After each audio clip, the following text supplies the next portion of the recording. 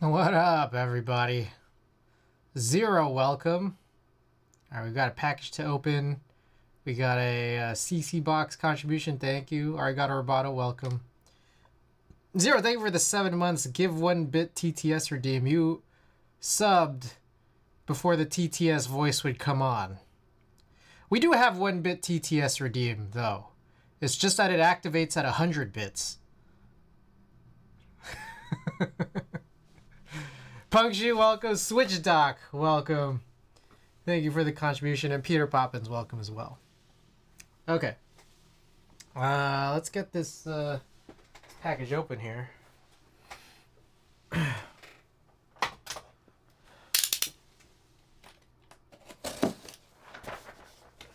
Anthixius, welcome.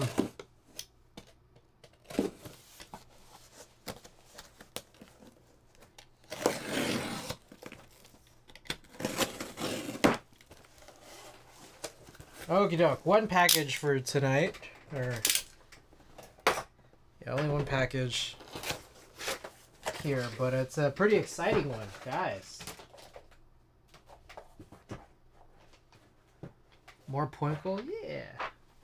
Welcome, Anthixius, by the way. Guys, they did it, man. They helped resolve this. You got our Wasabi in. GMK Wasabi 2, as well as the accompanying Rama. Very cool, very cool. So, something's occurred to me here. Nice, nice. Yeah, no, shouts out to Space Kales. It took a little minute, but, you know, we got it taken care of, which is nice. Okie doke. So, a few things have occurred to me here. We, hold on. Let's take a look. there's a lot going on here. I'm gonna open up this, the board that we're building today while I keep this on the desk. Just got GMK Red Alert. Oh, nice. From Mexico? Sick. I haven't even gotten tracking for it yet. You know what I think it might be is, I was reading the updates. I think they got GMK Lychee. Oh, you got the extra some desk hero. Oh, I see. So Mexico said they got GMK Lychee like on the same shipment as GMK Red Alert. So I'm thinking that like between like, you know, having to sort through GMK Red Alert, they're also doing Lychee at the same time, and I got both. So I feel like mine, I don't know, either mine will come earlier than the rest of the Mexico orders, or mine will come in later. One of the two. Anyways, this is a gskt-00, and I realized that there's no keycaps on it. The current one, like this first build that we're doing, we're going to be working on a second build. So we got a bunch of things up in the air, which also includes the fact that there's another one, which is the Trio 60, which we mounted CRP on. So there's what I'm kind of thinking here is that there possibly should be some kind of conversation as to what should go where. So maybe a couple polls here. We're gonna run a couple polls here in the early goings here. Chris, are you getting thermal? Yeah, I have a thermal on the way. Or, you know, I'm still waiting on it. But I haven't got any tracking for it yet. Are you, Peter? All right. Which key set for Trio 60? Keep CRP Green Hebrew or GMK Wasabi? And let me bring this up.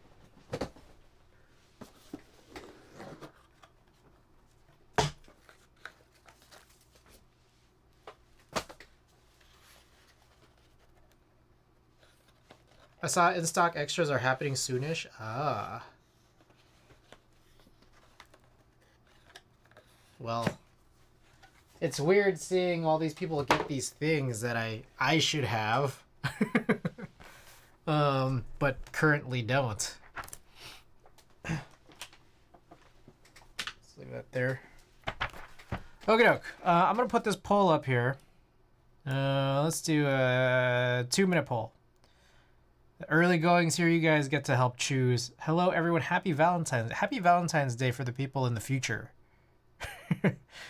2 hours and 8 minutes ahead of us. Okay. Yeah, for the Trio 60, let us know what you want to see here. And then we'll do a vote on what to mount onto this first gasket.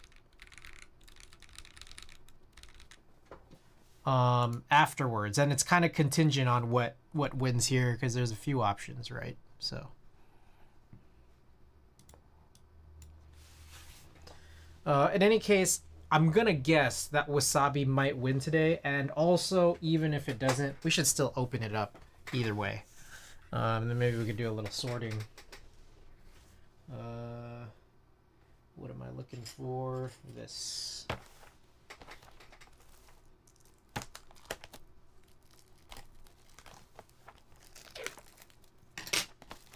If anyone wants a little bit of a closer look, we could get it a little closer in.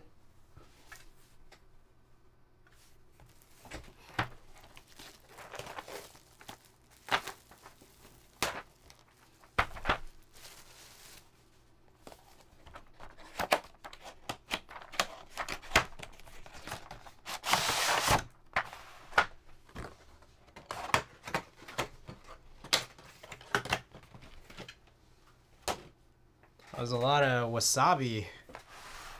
A lot of wasabi in here.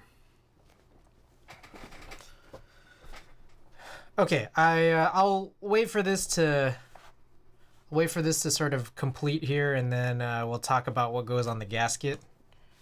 Because I want to run this poll here, and it's like I don't want to remove CRP, put it in a bag, and then realize we have to put it on here if that's what happens. That's what you guys vote for. But okay, thank you. I appreciate that, guys. All right, so from there then, we're gonna run another poll. Which key set for existing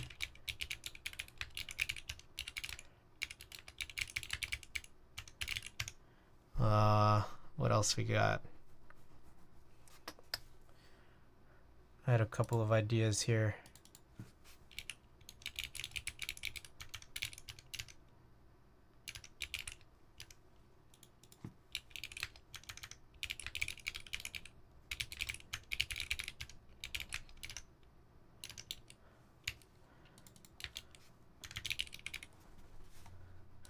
All right, we'll run this 3-minute poll. Okay, another poll is up. Get your votes in. Whatever remains after this one are going to be the same options for when we complete this build.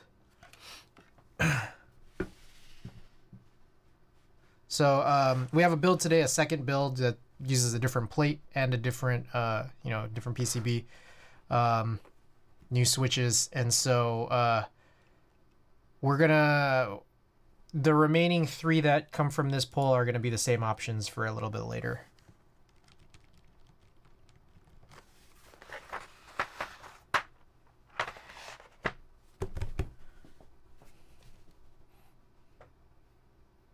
We did just pull ASCII off of the Duck Eagle last night.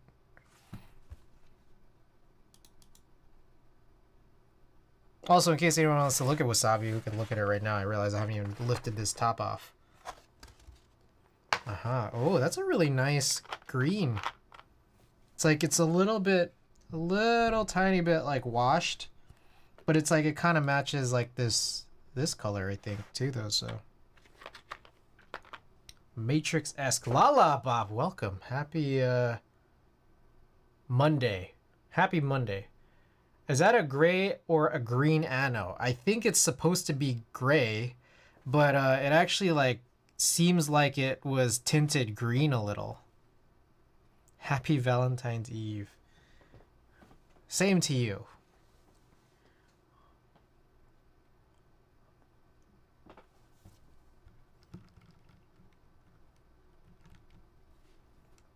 Yeah, we one reason why this doesn't have any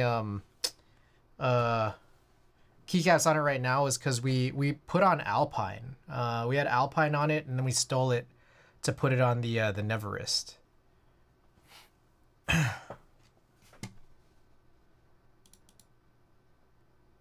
Sniffles, welcome.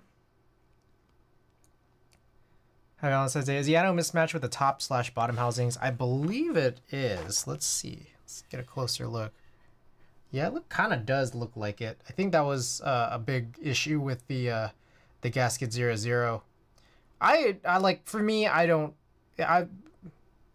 mind to be honest, but I know that a lot of people do.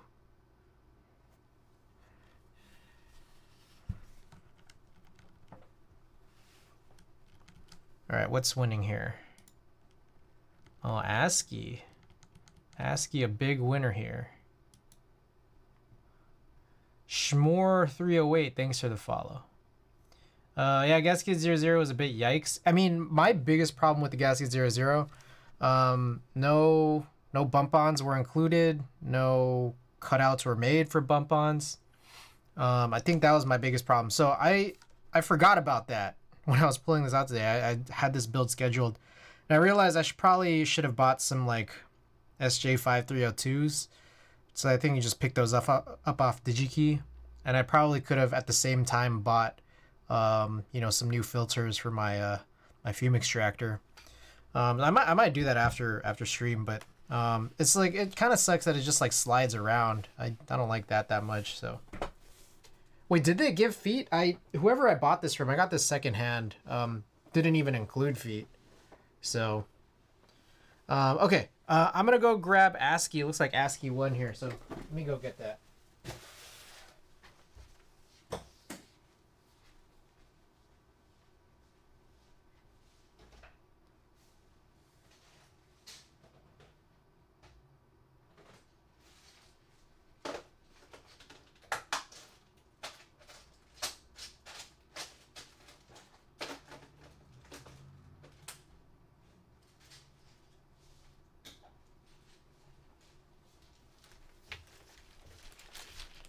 Alrighty. Alright, this, I don't know about this mix, man.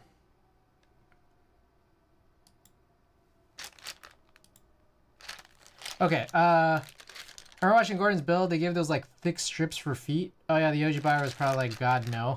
They didn't do it themselves, and they didn't even want to provide it to me.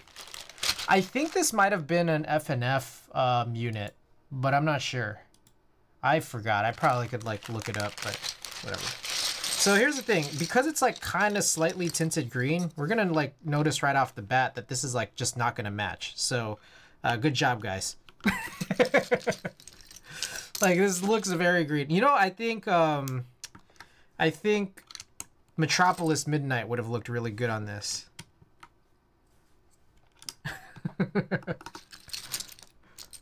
Yeah, this is a gray.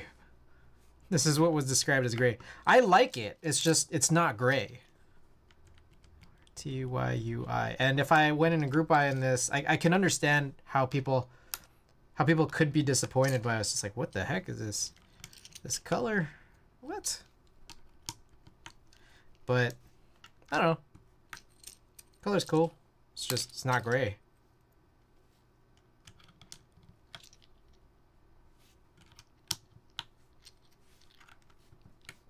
Looks like a soft sage on camera. You know what it reminds me of? It reminds me of the like a less crazy aloe, like the Arc 60. The Arc 60 I don't have.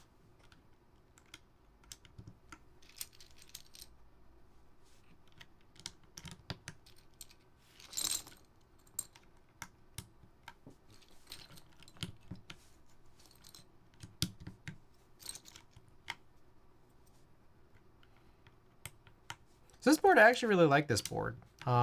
It's not very flexy, but I like it. It is flexy in the middle though.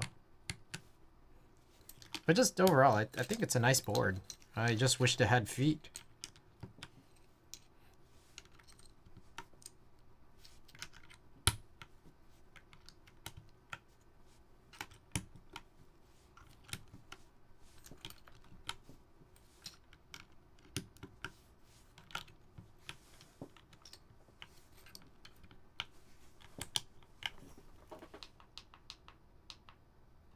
got any apartment hunting tips? Like in general, or are you back in the Bay Area? What? I'm not sure. You're just asking me randomly, or is there a some sort of a focus to this question? For me, I would say check the water pressure of the shower when you're like when you're like hunting, like when you're actually touring. That's probably like the biggest one. Like for me, I don't know. It's been a while since I've actually apartment hunted. I don't know if that's like the biggest one. That's a big one for me.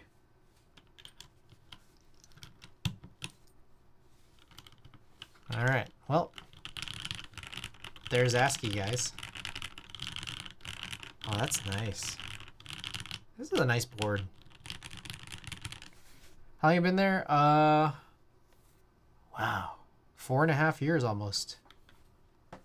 Okay, and then you guys asked for wasabi on this one, so I guess we'll bag this guy up. We might end up using it for the second build, but we'll see. Okay.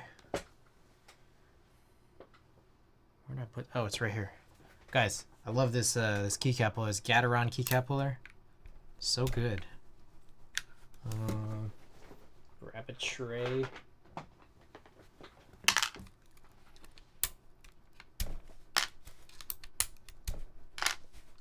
All of I'm still alive, I'm unalive.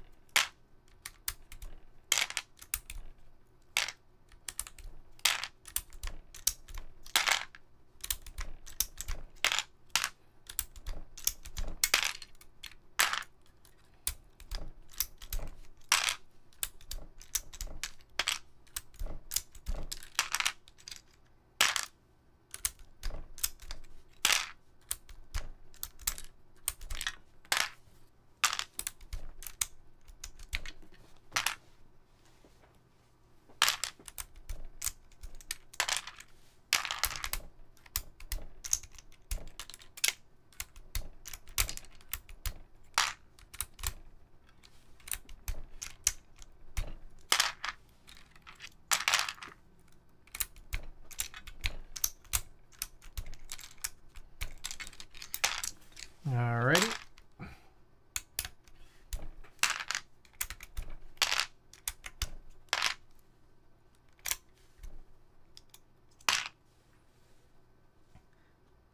Monsieur Smoochie. You look crazy, man. Crazy.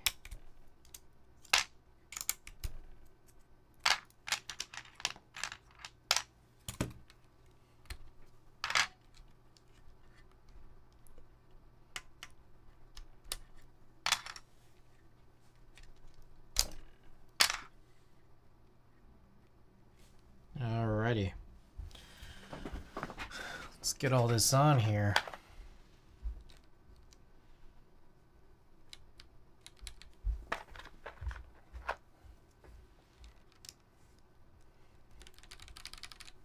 Shouts out again to Space Cables for getting the wasabi finally into my hands here.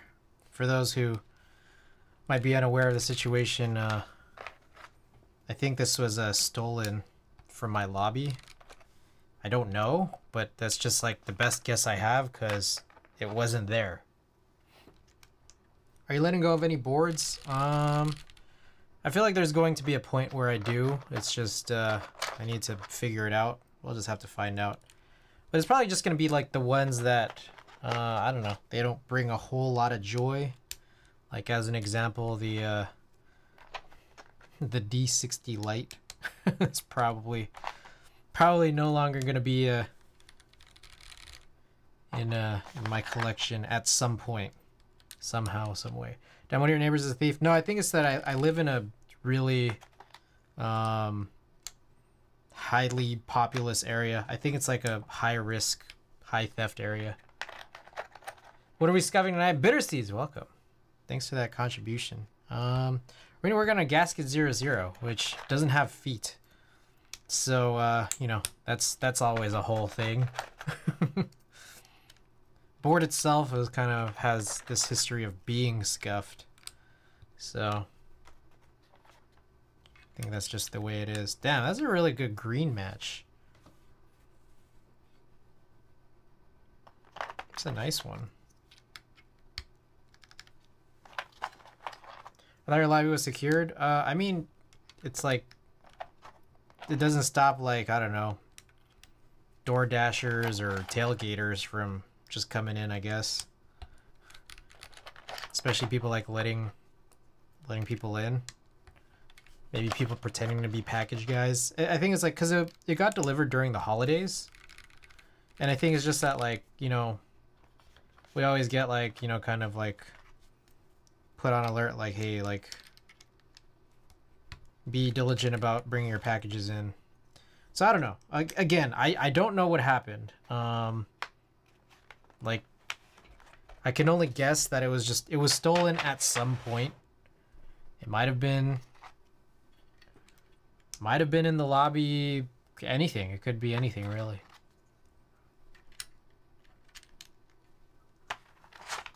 Well, I just, like, I don't know. For some reason, just skipped a bunch of numbers for no reason.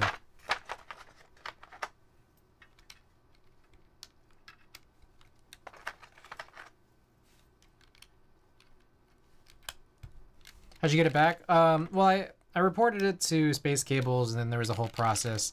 It told me to reach out to UPS. I made a claim on UPS. They ran an investigation and then absolved themselves from any wrongdoing. So then I went back to Space Cables, and then they had a whole process with their insurance. And then finally, I guess, like, the insurance claim was approved, and then they said, okay, I guess we can, you know, they got the money back on their ends, and then they were able to send out one for me. So DoorDash driver stole a proto keyboard off Lil Sack's porch. His doorbell cam caught it live. I remember hearing about that story. It's pretty nuts. And then they actually, like, it actually all got resolved too. That's crazy.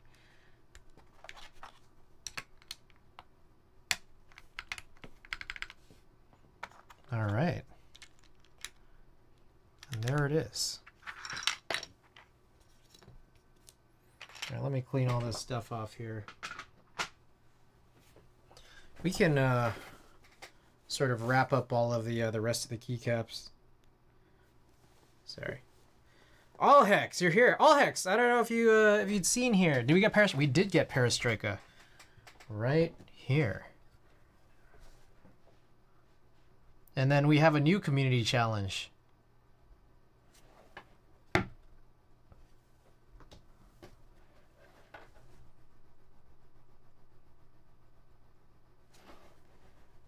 Can't imagine having these deliver your house without secured mailroom / lobby in San Francisco. Yeah, it's a weird, interesting thing about, like, where I live, because it's that, like, I feel like if there was secured, you know, if there was, like, a mailroom or, you know, just an attendant here or whatever, it would definitely be way more expensive than it already is.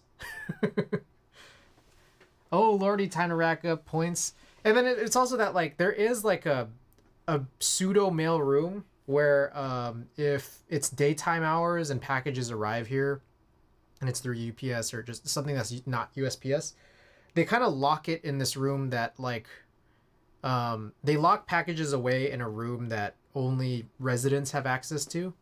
So it's like, it kind of works that way. But then, like, sometimes it just doesn't happen. Like, sometimes those packages do kind of get, like, left in the lobby sitting, and not in this sort of privatized room, but it's just weird. So time to rent an Avalon apartment or 100 Van Ness. I was looking at 100 Van Ness a long ass time ago. I was like, man, this place is crazy.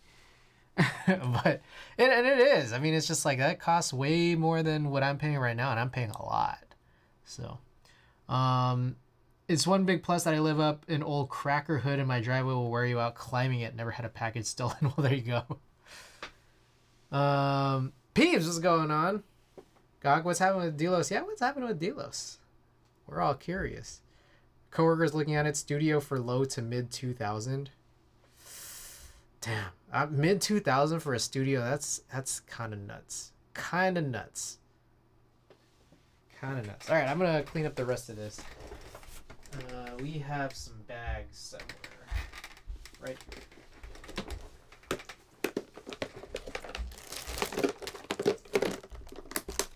It's coming by the end of this year, I promise. Ooh, that's exciting. All right, watch this. This is the trick I learned. Just flip it around, and then it's just easier to scoop up, bag up. I don't know how y'all exist in Cali. 3-bed, 2-bathroom house I'm renting is $1,200, and it's a decent neighborhood with good schools. Okay. Here's an argument. It's not a good one, but just bear with me here. Here is an argument. I think it's that, like, there's a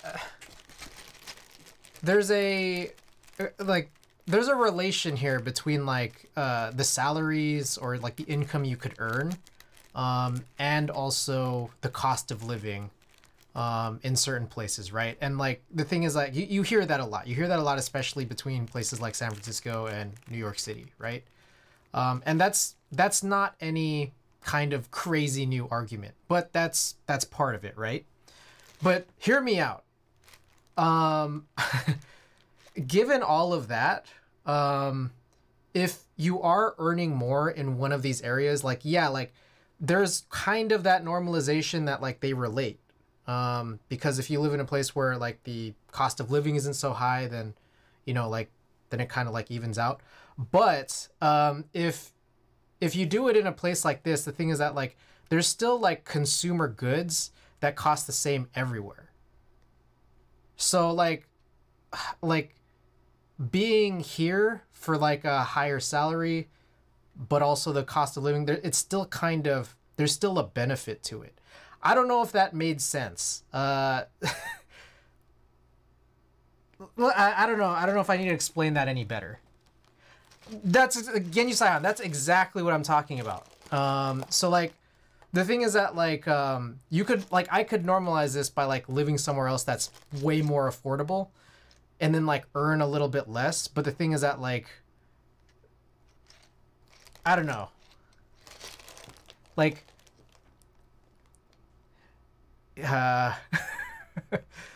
like, the thermal is still going to cost the same.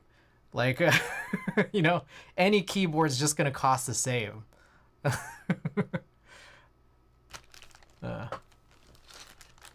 Yeah, I was talking about this the other day with someone. Like, I'll make a lot more money, but I have access to shit at the same price I do with my Arkansas income via online vendors. Like, yeah, that's kind of, that's the thing you have to deal with. But then like, then you have to deal with, like, yeah, the cost of living and, like, the state of things are the way they are. So you're saying is I need to move to Cali and get a tech gig. It's like, I'm not saying anyone has to do that, but it's just, like, that's what the deal is, I guess. Like, that's the deal you make. All right, I missed a bunch of messages here, so let me try and catch up here. Grand medium income is like 41K, yeah, and then 1-bedroom apartment in San Francisco is like 3K, yeah. House payment is a bit more than what we paid mortgage wise in St. Louis, but the taxes, insurance, etc., it's a bit much, yeah. $800 a month in Ohio is probably $13 to $2,000 elsewhere. Man, it's nice, huh? Housing and petrol are a big difference. Fruits and veggies are 80% cheaper here since they're grown here. Rest of the perishable goods are around the same cost if you subtract tax. Right now is not a good time to get into tech. Yeah, I mean, the state of the world has been weird, and it also continues to be weird. It's just how everything's just kind of up in the air, so.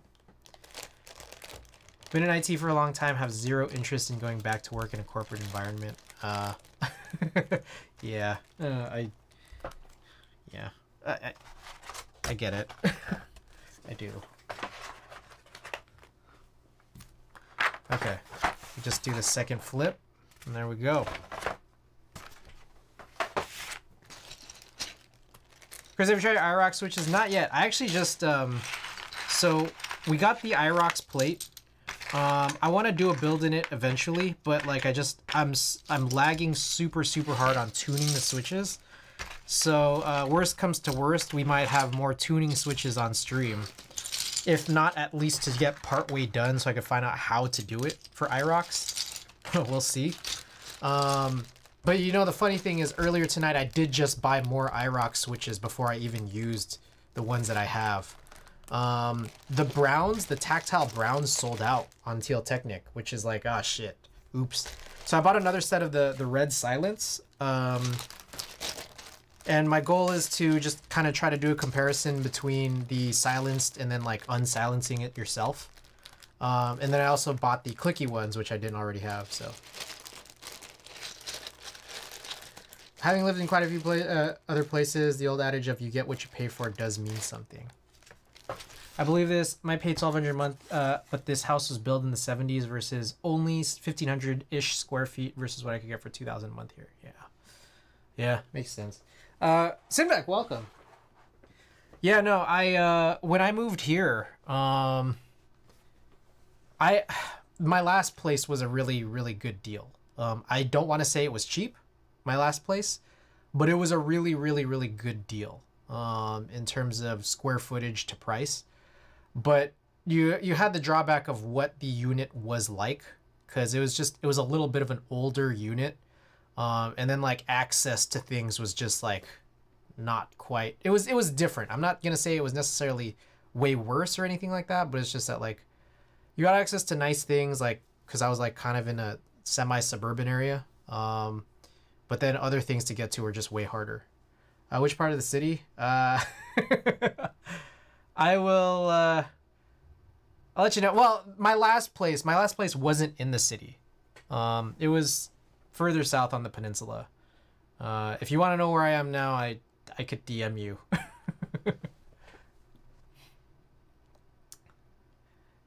You're kidding. Lots of jobs available. Institutional investors are forcing layoffs, and you have companies like Facebook who spent $20 billion on shit no one wants and getting fined for a lot of bad behavior. So yeah, they have to rebalance the balance sheet using human capital.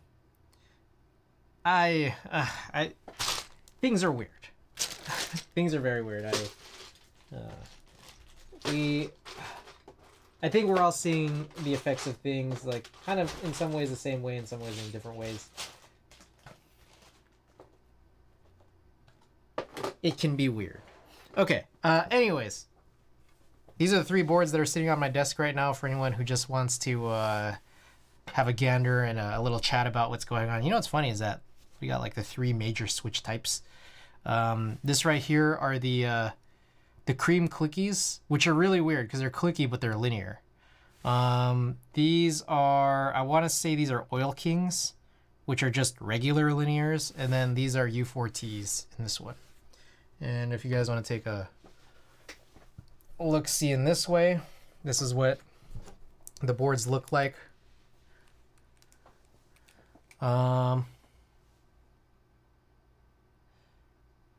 Yeah, so yeah, this is what I've been driving for the last 2 days. I think as I've been using it, I gotta say the cream clicky switches, they're okay. Like they're pretty good. Like they're definitely not bad. I can't in truth say they're my favorite switch, but they are really ridiculously interesting switches.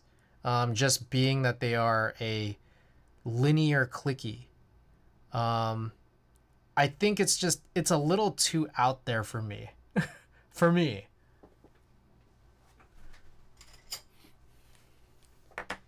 Too weird?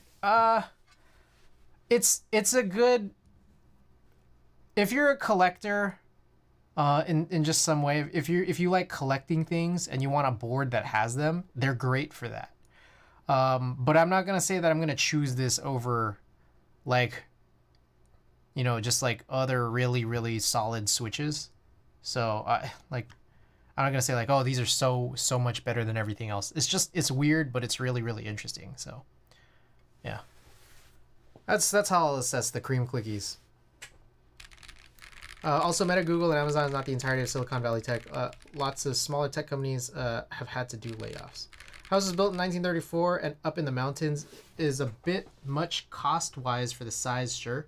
I can drive 10 minutes to be at the ocean. It's better than the 10-minute drive to see the Mississippi. Yeah, that's nice. Okay, I guess before we get started, if you guys want to hear, like, 3 different type tests, I won't deprive you of that. Okie doke. Yeah, let's do this. Point this downwards. Turn this down. Okie doke. So this is the ARC 60 plateless with cream clickies, spring swapped to Sprit Slow Extreme 2 68 gram springs. Anything else about them? They're in the normal configuration plateless, despite the fact that I think I like that weird you're not supposed to do it plateless config in the like plateless assembly in the plated config. Have not gone back to that, but we're in the technically correct one. All right, here we go.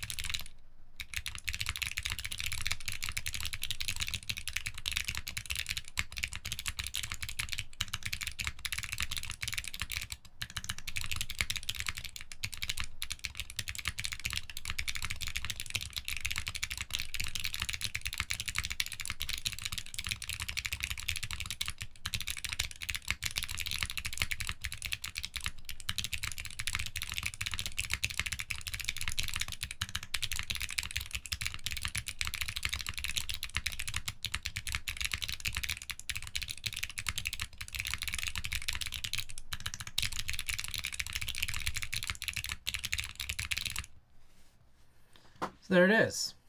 Cream clicky switches. Okay.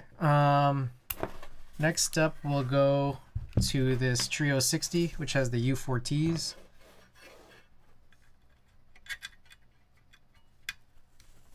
Sheesh, Nox Ever, welcome back. True, but being in that, I've been in this industry since before the .com boom. I've seen it, and a lot of it is lemming behavior. Hot and Fluffy, thanks for the follow. When interest rates lower this summer and the public feels inflation reductions, things will bounce back. You could hear tech companies imploding in 2001. Friend did 9 startups in 2001, 2002, all died. Things happen.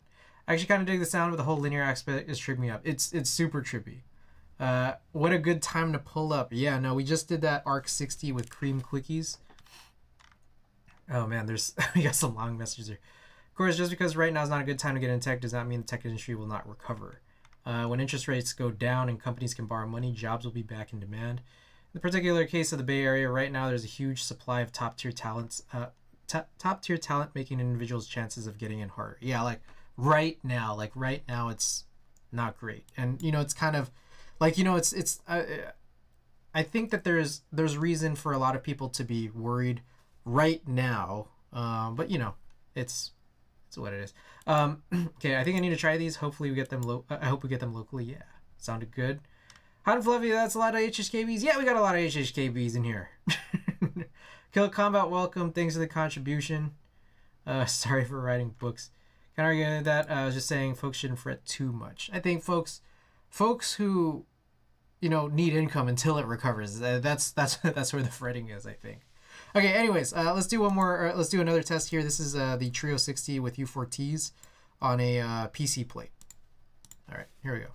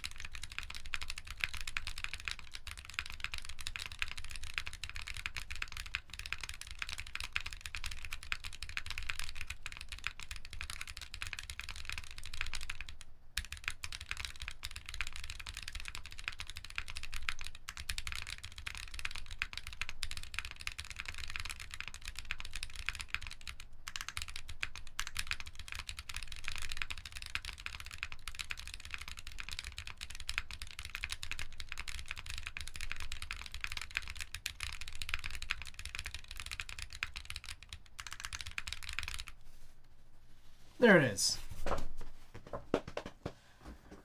Okie doke. And then finally, this is the gskt-00, the first build that we've done in it, which was sometime last year. I don't remember exactly when. Probably summer of last year. And we're going to be doing a second build in this one today. If you guys want a closer look at it here. This is, it's kind of got this gray. They called it like a sort of, I don't know, space gray, some kind of gray here. But it's got a green tintish color to it. So when you throw on GMK ASCII, it's like the GMK ASCII is gray, and then this ends up looking a little green. Kind of funny. Okay, anyways, this has got Oil Kings on an aluminum half plate. So we're going to do this one test, and then we're going to begin the second build. So, okay, here we go.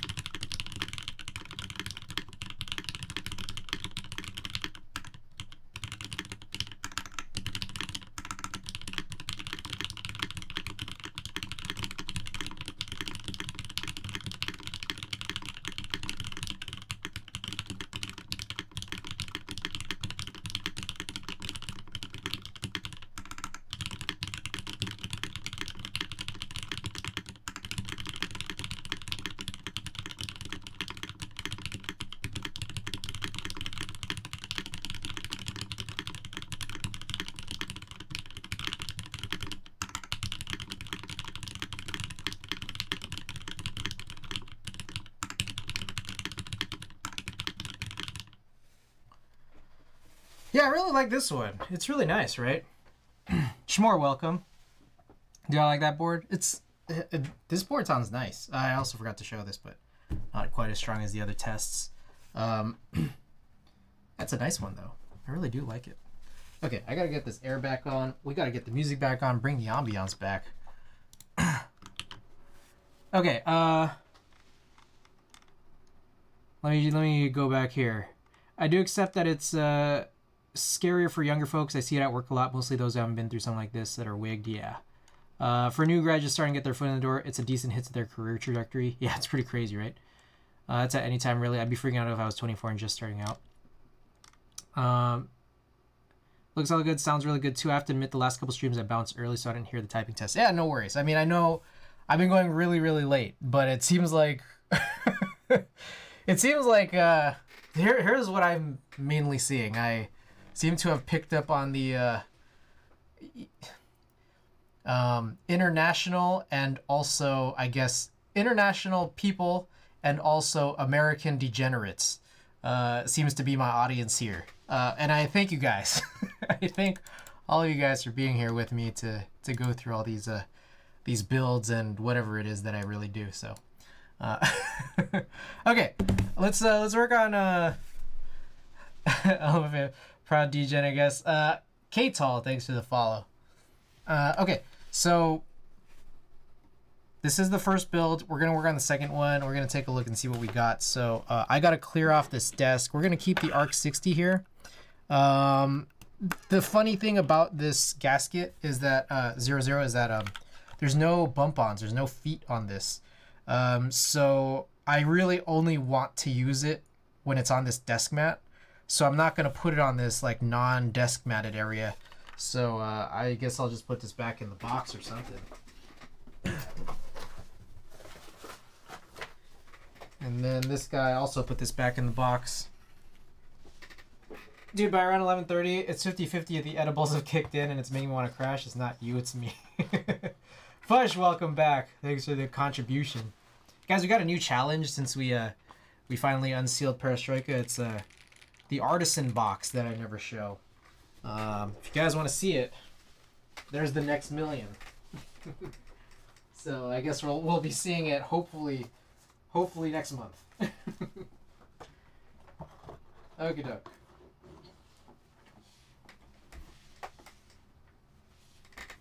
Put this here.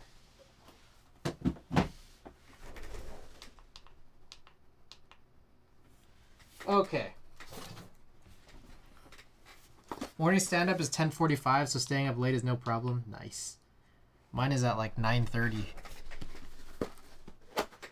We gotta keep our cameras off for stand-up, thankfully. No one sees me nodding off. Mine's at 8:15. Oh my god.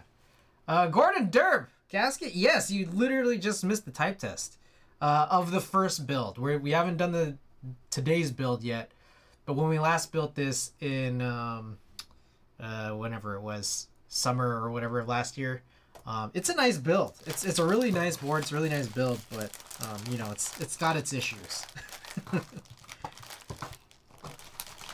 Okay. So I think this is what we need here. Dab, do you wanna listen to it? We could do another test for you. I'm not tripping about doing another test. Oh, here's one thing. I don't know what happened. But last night's VOD, the audio is clipping like crazy. So I was trying to fix that. If anyone wants to, like, I don't know, you could pull up the VOD of this right now, or you could clip me right now. Feel free to do whatever you want, but if you guys want to do either of those things and let me know how the sound is, I'd appreciate it. But I hopefully tried fixing it. Let me know.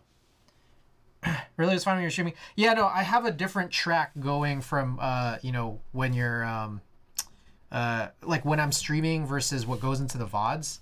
And the way that I have it set up, like, there is like I don't want to say inconsistency, but it's like there's just a distinct difference between them. And again, something about last night specifically was really messed up versus I think the night before was like perfectly fine. It's kind of weird. Just checked it and it seems fine. Yeah, but if you check yesterday's, it might sound terrible, as far as I could gather. So okay, I'll show off the gasket one more time. Gordon Derp, if you're interested, just because I'm not gonna lie, it's nice typing on it. I gotta say, this is a really nice board. As many problems as it has, main one being that there's no feet for me, in my opinion. It's a nice board. So we're gonna do this again, just because I like it.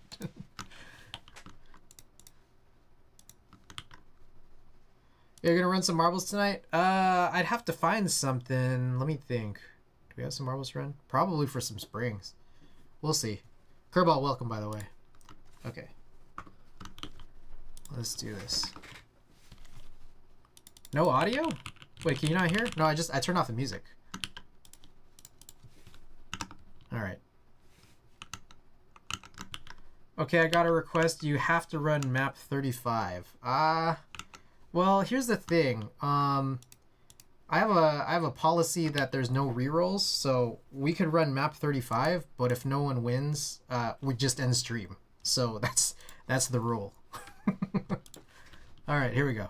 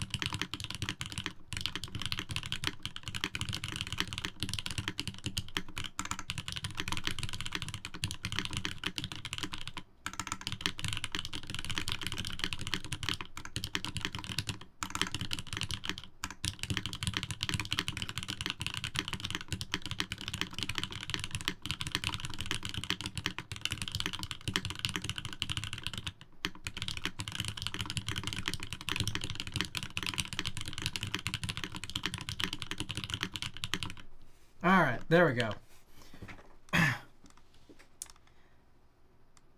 That's not bad. It sounds good, right? ABS plate. No, this is the aluminum half plate, but we're gonna be running the ABS plate for the build we're about to do. Yeah, that's not bad. Yeah. By the way, guys, everybody, welcome. I just wanted to say that. I'm dumb. No. The ABS is for tonight. That's what the the build we're gonna do is the previous build, which is still in here. This is the aluminum half, but it's nice, right? I think it's the, I don't know what it is, man. It's maybe the halfness of the plate. Maybe it's the board. I don't know, but it's good, right? Okay. I will take this off my desk now so that we can start this. Half plate is the way.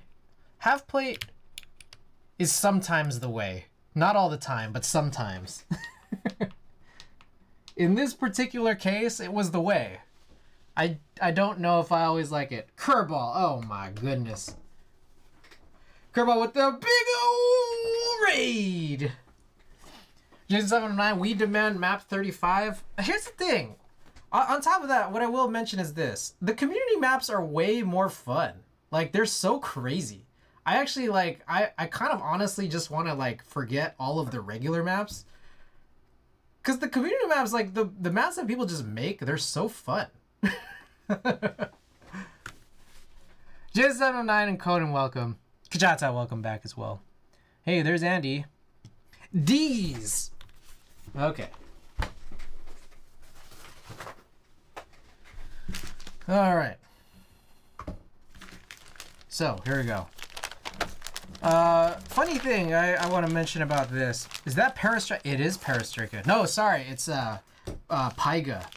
It's PBT fans Pyga. All right. It is Perestrika. It's a nice, nice set here. It's kind of, what out there has got this, like, wine and gold color scheme? It's like the Niners, the Cavs, the Iron Man. Yeah.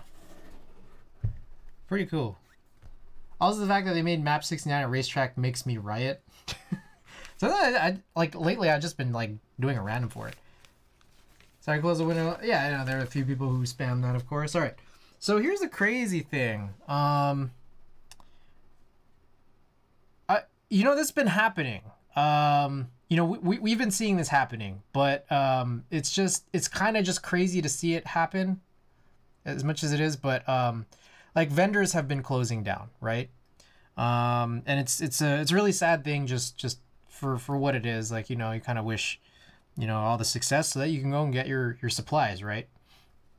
But this one was really weird because this came from a vendor, Cap Cave, which I guess they also did like artisans. But I guess they also produce these extra gskt-00 PCBs that have they have USB-C, which is really nice because I ended up getting my gasket with 2 plates and no PCBs. I specifically asked for it this way because of what the seller had going on.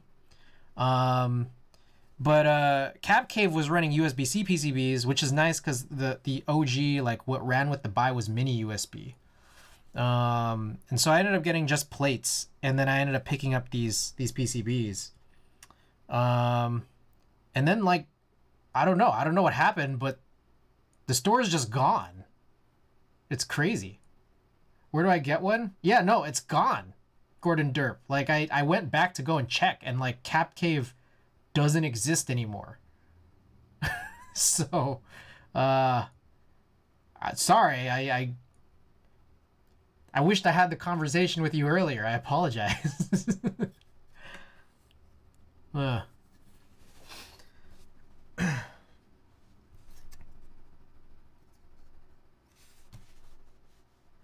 On a positive note, they did deliver. Yeah, Internet Archive. I mean, you could probably still find the store on, you know, like the Wayback Machine, but like, I don't know if you can buy it.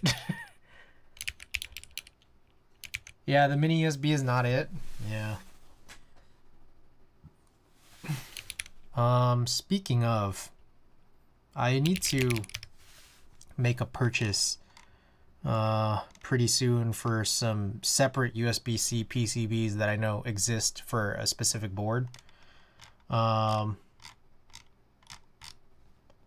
Yeah, because I'm about to get another board in at some point. Let me see here. Give me 1 second. I gotta look this up.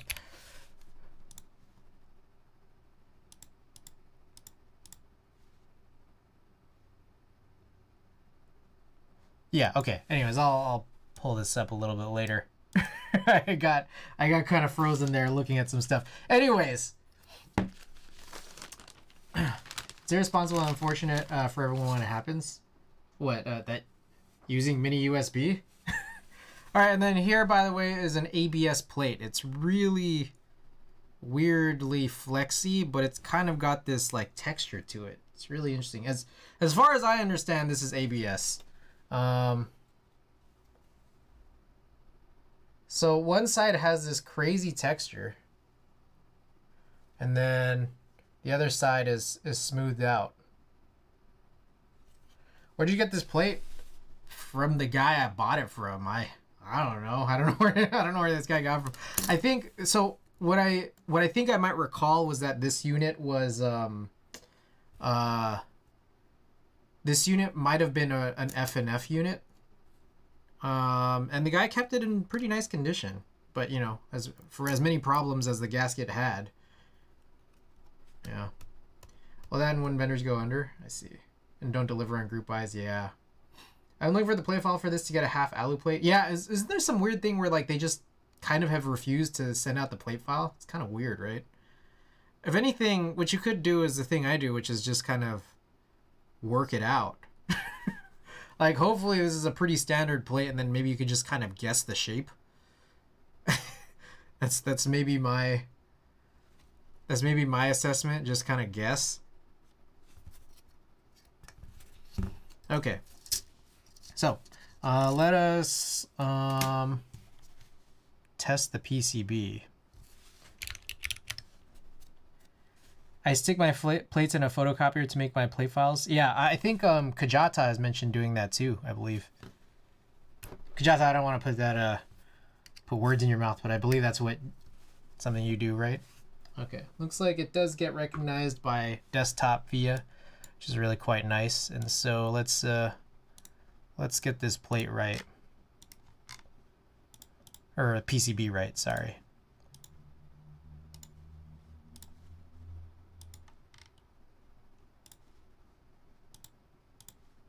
All right, this is MO1. Oh, dude, I love that. I love when they get that right. I know a guy who could design accurate plates on Illustrator with their eagle eyes. Yeah, that's me. That's me. I'm a plate file genius. Ooh, wait, did I do this? Or was it like, no, this wasn't like this. But it is this is mostly done. And shouts out to Cap Cave for putting all this in. This is pretty slick. Very, very minimal work to be done here. Yeah, that's pretty much it. Very cool. Okie doke.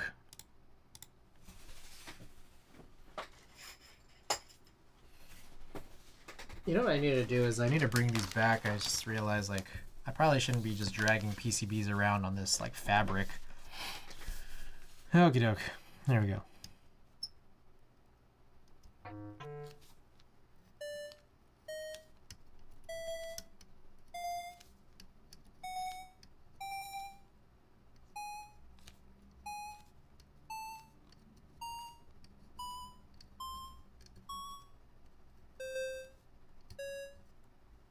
I missed one. There it is.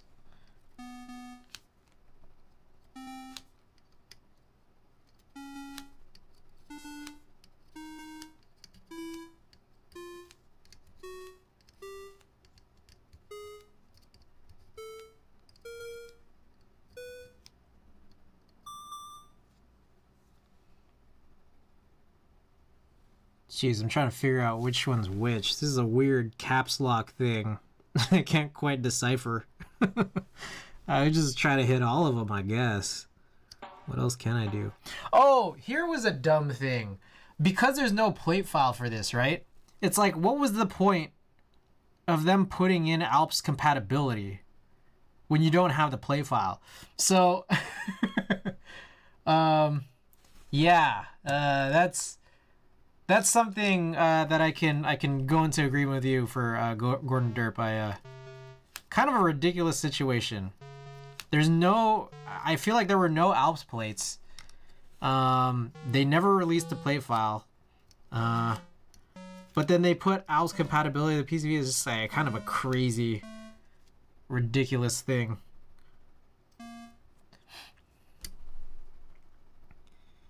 Oh man, this is like hard to see, hard to figure this out. I'm guessing it's this guy. Maybe a missed oversight. Wheaston? Yeah, no, Gordon was saying Wheaston's kind of like disappeared.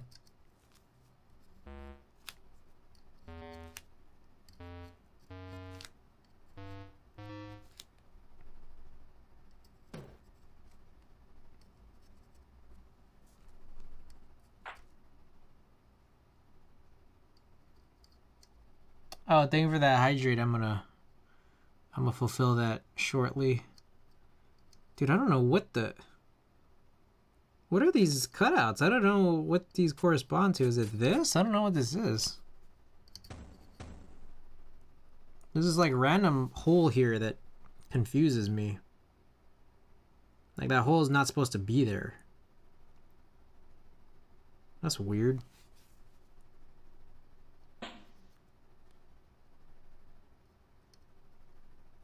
There's like these extra holes that don't make any sense. I'm thinking maybe...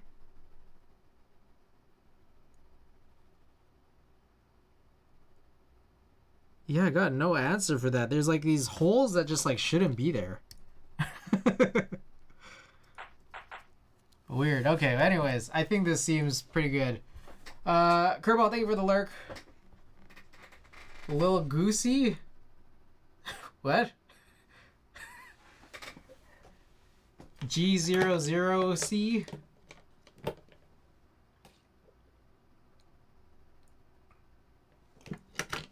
Alright, there's your hydrate. Alright, PCB, all good to go here. Oh, I think one important thing is because it's an O-ring board, we gotta use TX stabilizers, right? That's like a requirement. Okie doke. Let me grab one of these beater mats here. Bob Ross.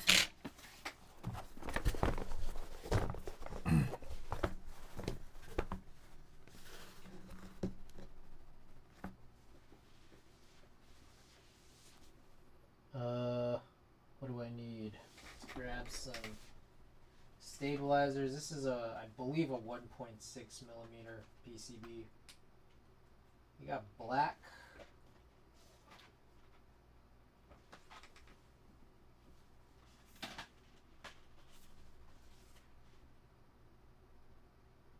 Oh, that's 1.2.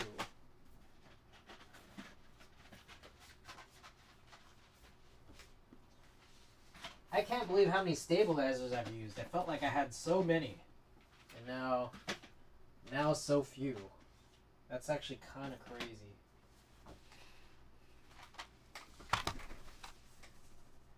I don't know. This Gordon calls this board the Goosket. I see. Makes sense to me. All right, what's in here? This is black. I don't know if I want to use black. But maybe.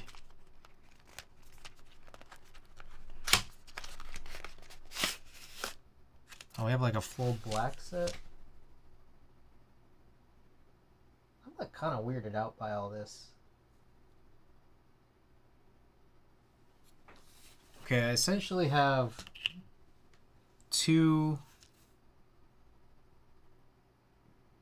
basically two builds worth of TX 1.6 left. So I'm going to need a re-up very soon. Hold on.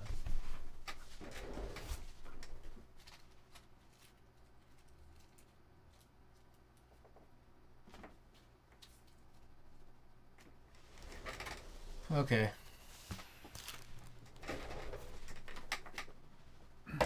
I mean, let's do this. I have a bunch of these like mismatched sets. So it's like I kind of need to restock, but like with the right number, right amount to get me to the finish line before I start going full 2U sets, because it just makes it way easier. So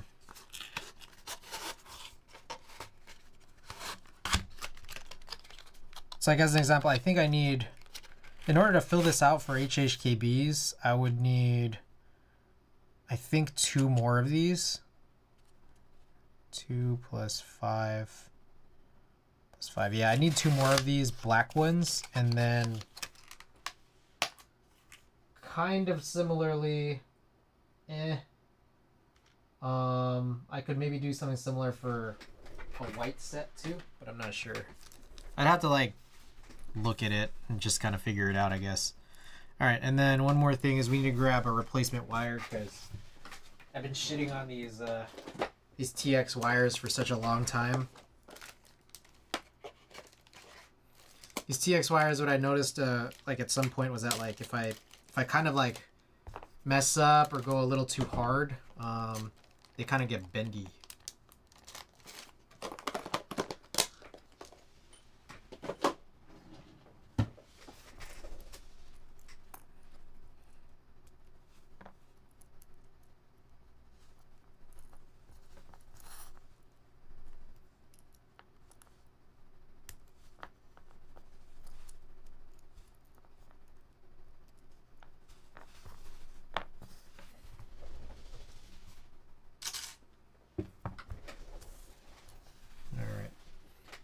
Grab this, and also this, and also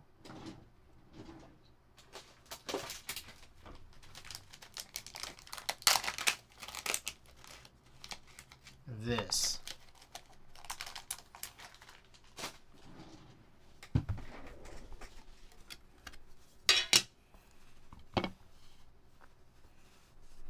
All right. Stabilizer time. Damn, we already been streaming an hour? That's crazy, man. I do a bunch of bullshit all the time, huh? Did not feel like an hour had already elapsed. It's already 11? Oh my god. I feel like I just started a stream like 5 minutes ago. Exploratorium or Academy of Sciences? I might go with Academy of Sciences. I haven't been to Exploratorium in a really long time, truthfully. But I do appreciate like what the Academy of Sciences has to offer. 100%. What do you like, Lollabop?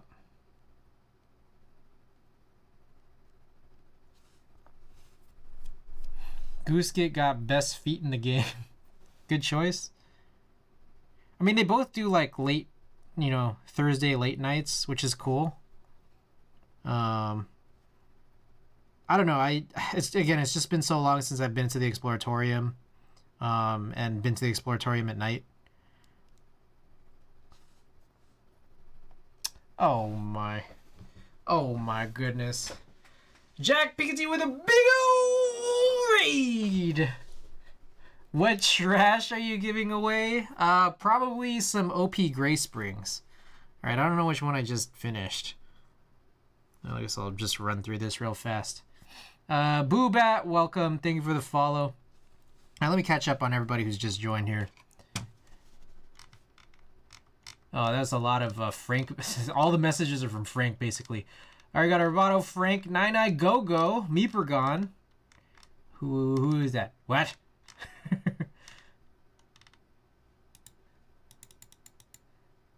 Meepergon, Randy Ocean, guys, thank you for the contributions. We got a brand new community challenge up. We finished the last challenge to unseal Perestroika, so we got this Iron Man looking Arc 60 here right in front of us.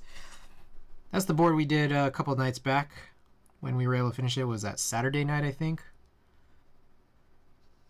But our next challenge up is you guys can see my artisan box, 1,000,000 points from now. which I never show. Basically never show. But we got some nice old goodies. You got a ZKB2 in today. SKCL greens, nice. How do you like them? I love SKCL greens. They're nice.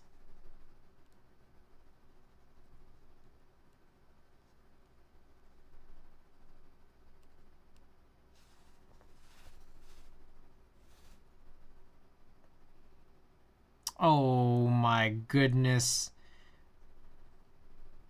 Asmodeus, thank you so much for 19 months. That is crazy. I appreciate it.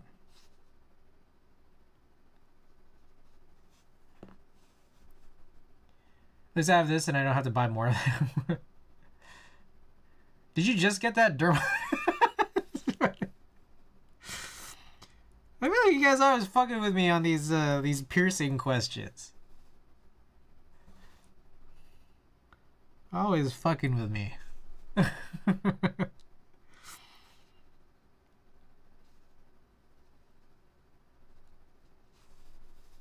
I swear on my life, I've never noticed it. Dude, I've had this, like, I don't know, like 3 years before I met you.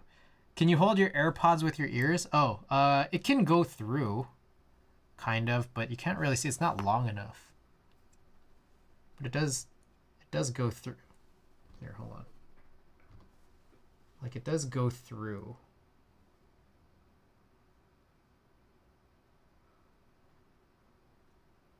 But it won't stay in place. OMG. It's I don't know, it's cool. It's whatever. Avo, by the way, welcome. Happy Monday.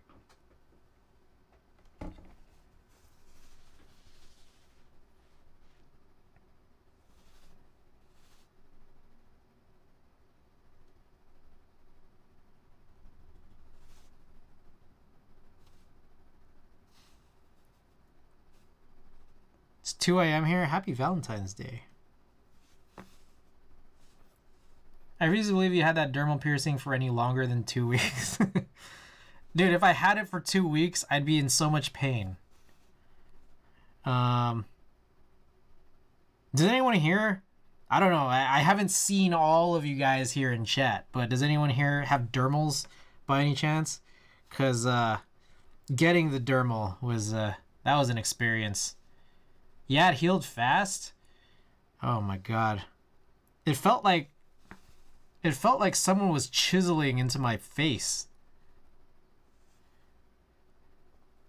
Like literally, like it felt like someone was like chiseling. And then, like, you know, for the next like week or two, I realized how much I touch my face, because you just end up like feeling like all of the pain. And then, you know, there'll be all these times where it's just like all of a sudden you'd be bleeding because you realized you touched your face a little too much. No shot. Piercing under his eye. Yeah. I was thinking about getting piercings, but maybe not anymore. So oh my god, is that Angel of Helheim design that made all the glass Baldur 60 and the new 65% Freya coming soon? Is that him? Is it dermal piercing because it's not a through-hole surface piercing? Is it worse than getting tattooed in the will of your arm? It's different. I don't want to say it's worse. It's different. There have definitely been points where like just the amount of work I've done for tattoos, it's like there was a point where I went into shock. Like my body was just like completely shaking. I was getting chills. This was like on the, I want to say a second day of a back-to-back. So it's like, and that's different because it's like, that's not necessarily really pain. It's just, it's different. That shit about kill me on the elbow sucked. Yeah, I mean, these are just, they're hard places to sort of deal with. And recovery wise, especially when you're doing like black work like this. It's kind of, it can be much. You get real goopy, that's for sure. Yeah, like it's all pain, and then like you got the sandpaper wipes, and then for the next couple of days you're goopy, and then for the next couple of days you're peely. It just gets everywhere. It's that's a whole thing.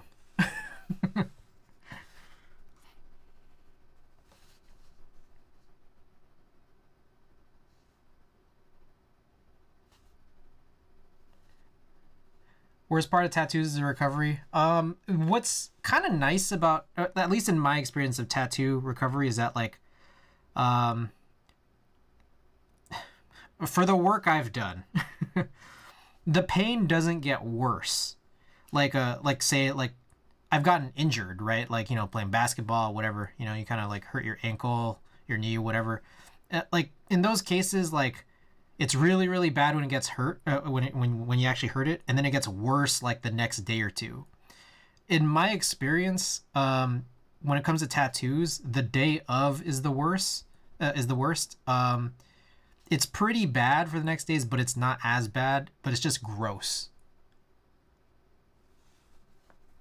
Like it's just really gross with this type of work being all goopy and then peely.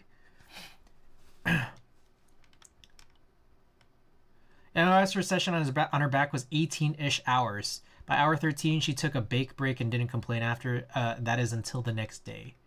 The worst is when you do these back-to-backs, and then like they kind of, your artist accidentally kind of goes over a little bit of the work that you did on the first day. Oh, that's what's rough. It's a dermal piercing because it's not through hole. It's a surface piercing, yes. Itchy and goopy. Second day is always the worst after injury surgery, yeah. Oh god, I hate that.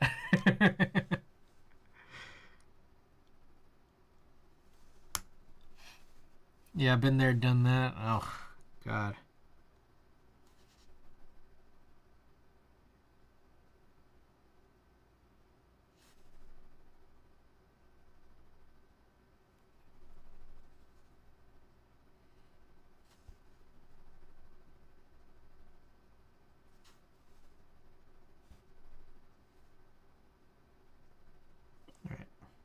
We'll catch up on these.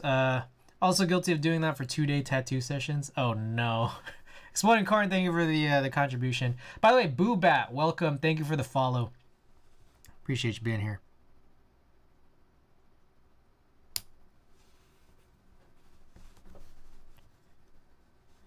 Joran, welcome. Thank you. Thank you. Thank you. We got some oldies but goodies in the box. So y'all gotta get your 1,000,000 points in here. No way I could do 18 hours. I was ready to tap out after 6. Yeah, I don't think I've ever done more than like 7. 18's a bit much. But I don't know. I'm not sure because I don't really have like a what do you call it? Like a diverse body of work. Because I only have like black work. I only have black work, like this heavy black work. I have a couple of like line pieces, but like I've never done shading. I don't know what shading is like. I'm going to bed. Have a great stream. No, go. Thanks so much for being here. Oh, sorry. Oh, there's a lot I'm missing. Oh my goodness. What the? There it is. Elvin, welcome. Did you open that cap tonight? Was told you were sick. How did you end up liking the cream cookies in that arc? I've been driving it for a couple days. I don't know. It's a really, really interesting switch. Do I recommend it? Only if you're really, really into really interesting things. That's what I'll say. Like, it's highly, highly interesting for it being a linear clicky. And if the weirdness interests you, then it's worth it. For me, I just don't think it's in my, like, for me personally, I don't think it's like it's in my sphere of interest necessarily, other than that it is interesting.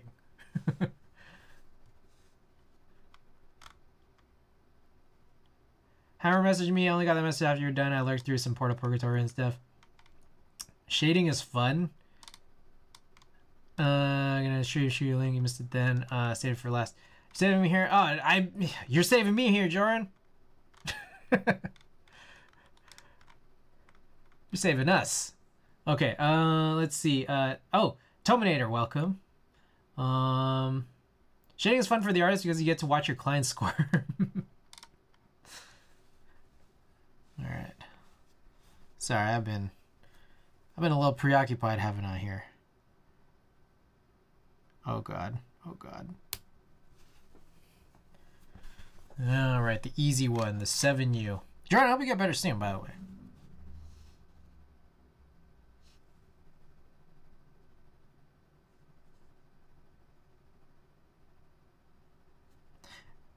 Joran or anybody here, you guys ever get like offended and, you know, whenever someone like completely ruins the pronunciation of your names? For me, I find it interesting. I'm like, how did you get there?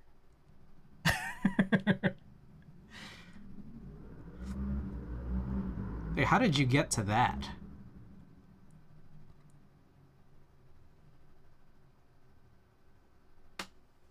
Offended? No.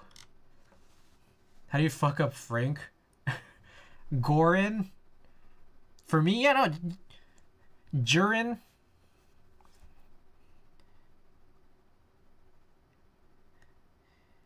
Giorin?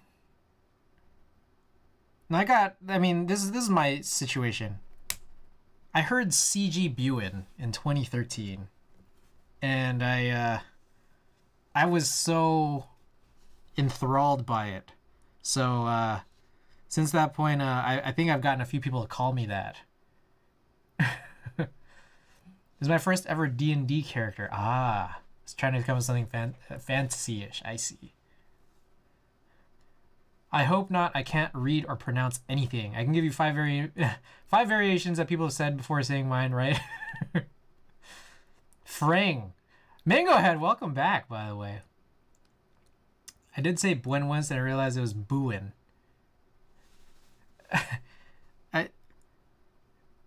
I will neither confirm nor deny any of these pronunciations being correct.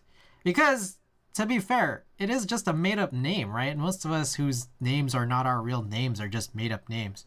In fact, even those of us who have our real names as our names are still made-up names. You know?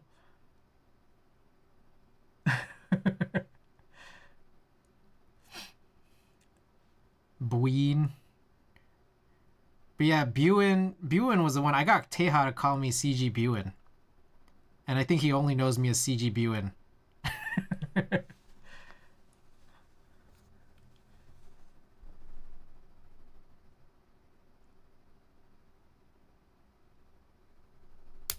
Alright, this I put kind of like a weird, messy amount of BDZ everywhere. I gotta wipe down. I just use these beater mats to wipe now. I'm gonna wash it anyways. Then I just call you Chris. I was in my garage while I was engraving a mirror, and my grandma picked it up and then just stared at me. Oh, that's funny. Spelling is funnier to me. I went to a party where you need name tags to show. We paid for entry. I said my name is Jonathan. They wrote John Thon. John Thon stuck around with friends and came. I knew it. John Thon, welcome. He's just eating a hot dog.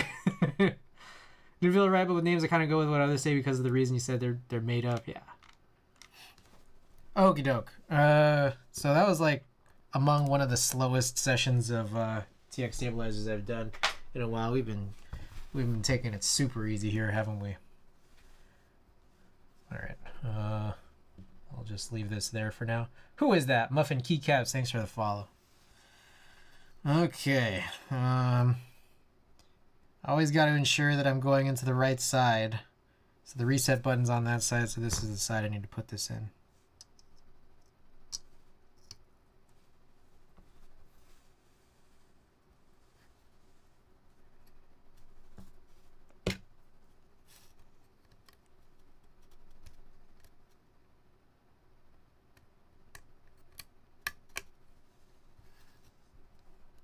All right, there's a bunch of messages coming through. I'm gonna try to catch up on these.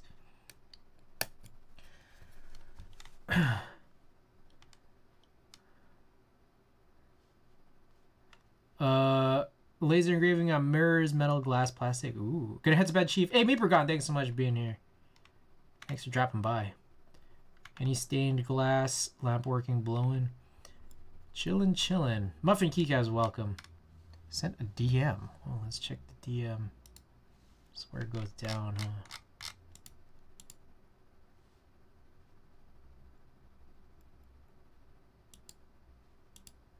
Oh. I've used, let's see what's in this. Benzocaine. I see. I've done lidocaine. I guess I didn't get to this part of the tattoo discussion if anybody wanted to know. That was a tattooist I went to, did for me last time. What my tattooist has done for this type of black work, he basically, he takes like the shader, and just like rips through like a long patch. So he'll like, I'm trying to show this. Maybe, I don't know if the overhead's better. He'll like rip through like a long patch just real fast for like, he'll do this for like, I don't know, a solid like, I don't know, I want to say like 5 minutes or so. Just trying to get like a first like bad layer of ink down, but also to like get me bleeding, so that he could put lidocaine over it. And then I just let the lidocaine sit for like, I don't know, 10 minutes or so. And then he'll just proceed. And it's crazy because like the first pass of that really hurts. And then even after the lidocaine is in, it feels a lot better, but like you'll feel it wear off and you'll feel it hurt after like he gets through the session for like an hour. And it's kind of interesting. It's like, I think there's like the sort of, I guess, machismo aspect, I think, of tattoo where it's like, it's supposed to hurt. I think, I don't know. What I noticed about doing, just like this black work like this, and then doing it with like some kind of something that like alleviates the pain. What I noticed is it makes it easier for me, and it also makes it easier for the artist. So, and then also I'm paying by the hour, so so it's like cheaper.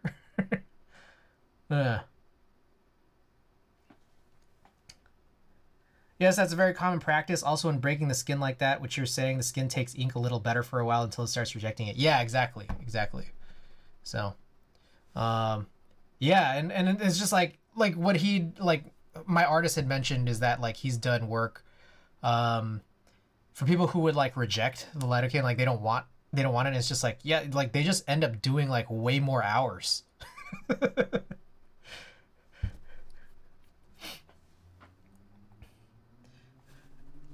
Let's see. If you ask that question, does it hurt? Of course it does, but it's a transient pain. It goes away. Yeah. I had a full blackwork snake that I had to do. That shit was fun. All right, let's see. Consider running through tinty glass boards. Ooh, oh, tints. Used to make pipes back then. They don't have much blackwork anymore. Oh, that's cool. I'm not sure what some of these terms are.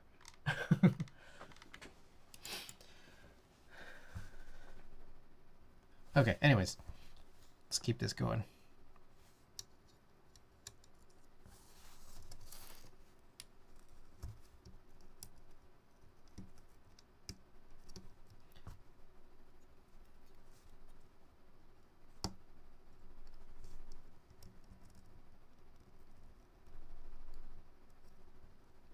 This seems like especially tight this time around. I don't know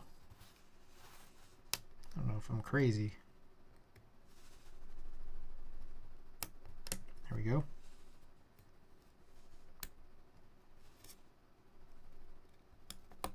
Yeah, boy.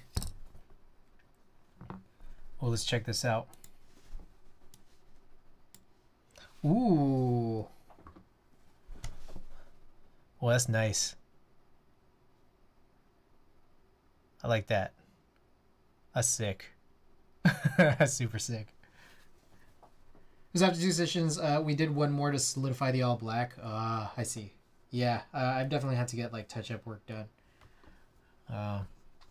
Yeah. You know what's funny is that I don't think the right arm. I don't think this right arm took the ink quite as well. I don't know if it's really super easy to see, but there's a part of it where maybe my body rejected it, you know, more so that time around than the next. But also could be that, like, you know, I got this one second, and I felt like I was way less. When I got this one done was when I felt like I was among the healthiest points of my life. So I'm just gonna get this feeling that maybe my body just accepted it better because I was healthier then. Free-handed for funsies. For funsies. Okie doke.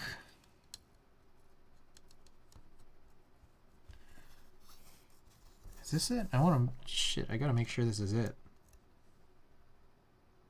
I think it is.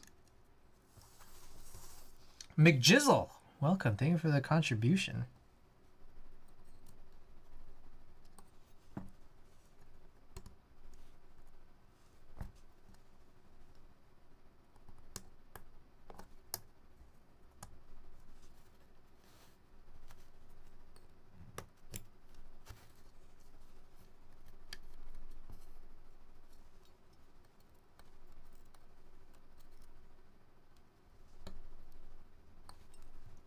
My goodness. Also, after you get some more tattoos, you stop doing all the crazy aftercare that your artist tells you in the beginning. I know I had to walk through aftercare with clients all the time, but my regulars would do the bare minimum for healing.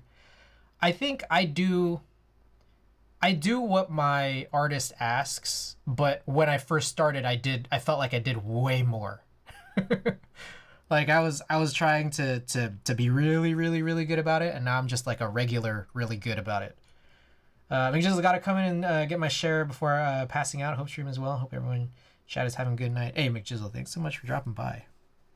Hey, we're getting closer. We're getting closer on this this challenge here. The oldies but goodies artisan box. Come on.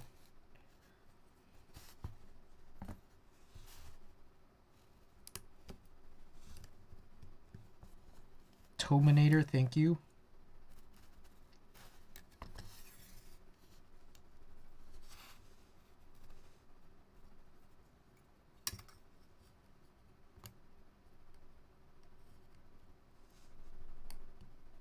Stabilized's not been a struggle, man. I'll tell you that much. Okay, I think I got it.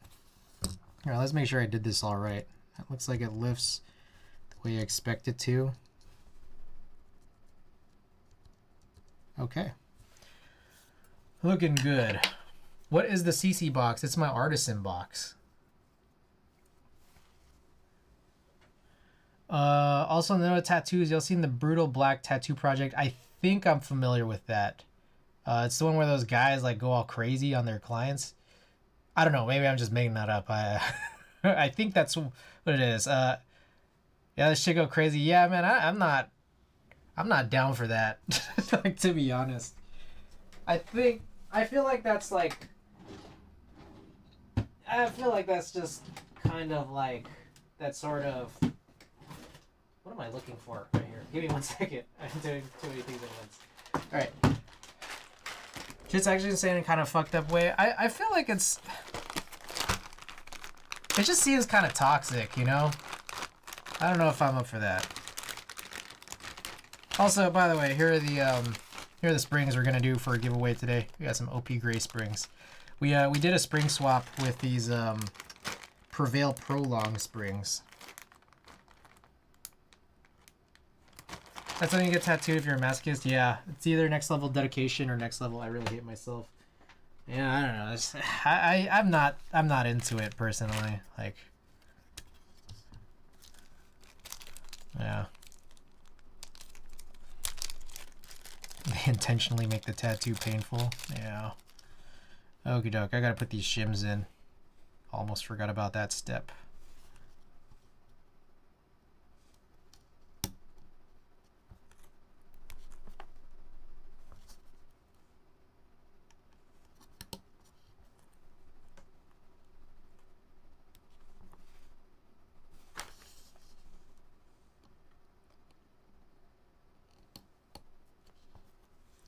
Let me just drop that and waltz the fuck out. Thanks for letting me make it weird. Hey, no. Thank you for being here. Appreciate everyone who's come in from the raids, from Kerbal, Jack Piketty. Shouts out to the both of them. Shouts out to all you guys who stuck around to the end of their streams to come in here.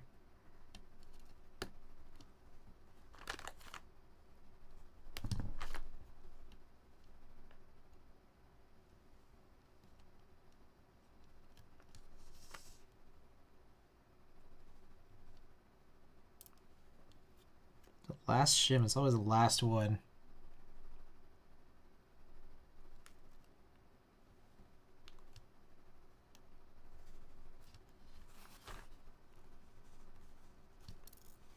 Oh my god. Get in there.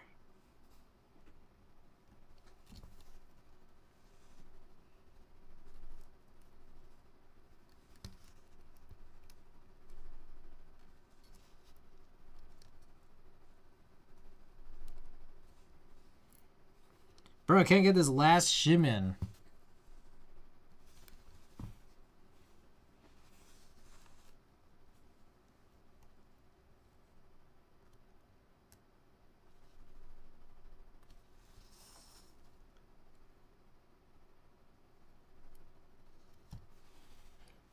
Jeez Louise. I'm just like struggling so hard with this. It's like I might as well use a toothpick at this point. It's like, is this hole not big enough? Alright, I'm gonna pull out a different shim.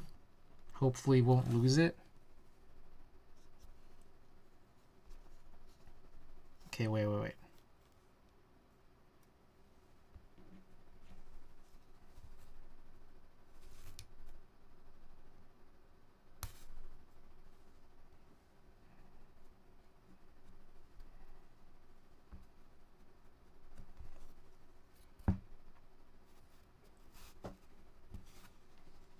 Bro.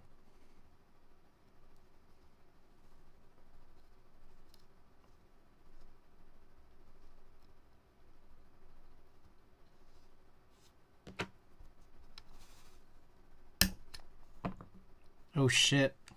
I just like... Oh, that's weird. I just smashed it in there with the flat side of these tweezers, and now it's like... Look at this. It's kind of like stuck in there, and it's like super crooked. Let's see if we can get this to show up. Oh, see that? It's like at an angle. That was the first time I ever seen that. Like, this one's like completely straight, looks normal. That one's like at an angle. Well, I guess that's just in there.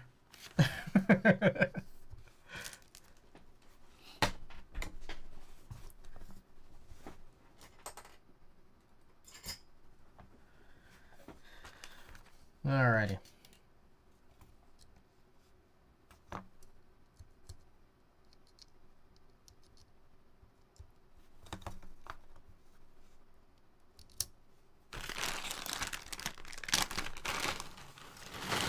So we're going to have to put in a space bar spring somewhere at some point. Well, in the space bar, but in one of these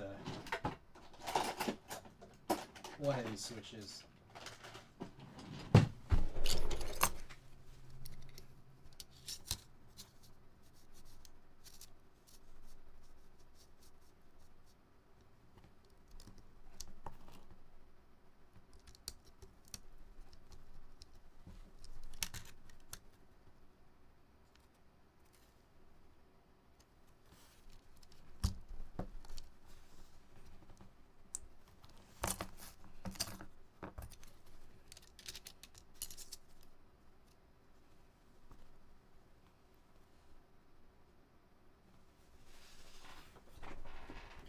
Gotta grab some pliers here.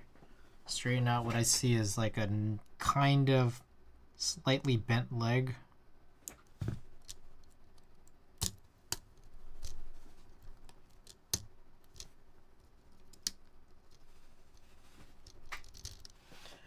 Okie doke. And then one more. What do we put? This is a Prolong spring. 68 grams. I'm guessing, I guess like just the 75 2-stage. It's not gonna hurt.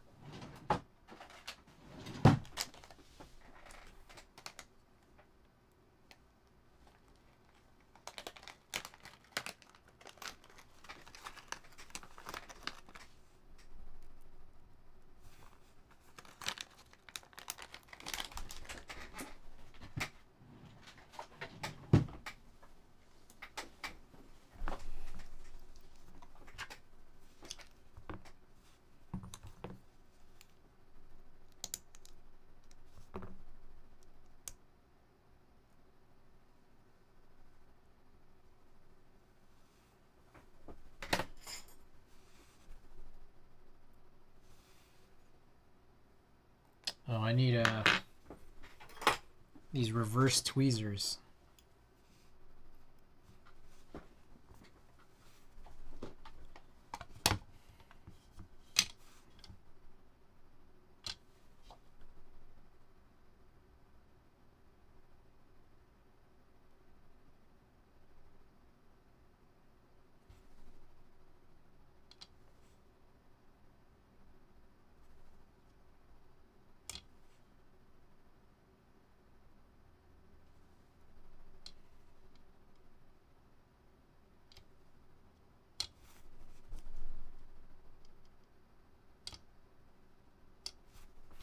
Okie doke.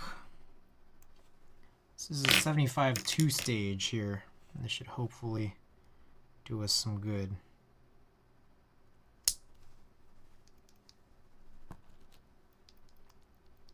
Yeah, it feels a bit heavier, so that's what we were aiming for.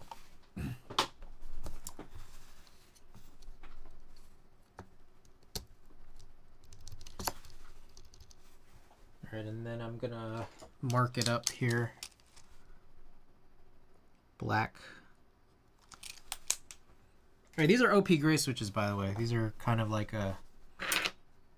This has got a kind of a funny understanding of what these are. Theremin Go had a review of these. And he kind of mentioned that the creation of the Switch might have been in jest.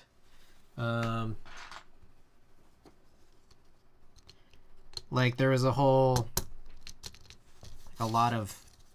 lot to be said about how OP blacks were being made at the time, and so this was like kind of poking fun at that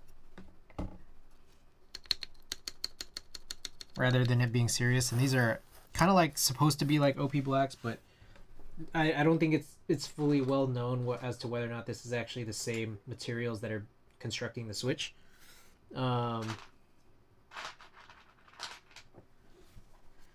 But it is a tactile Switch, and that's kind of like at the very least one of the differences.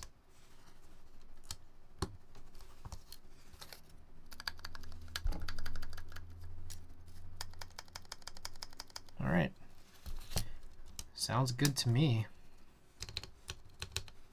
Yep, and then it feels right too.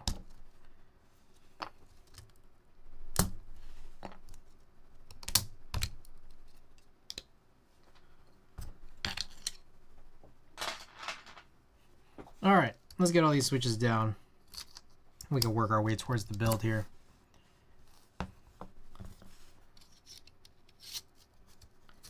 All right, some of this stuff definitely like popped out in that meantime.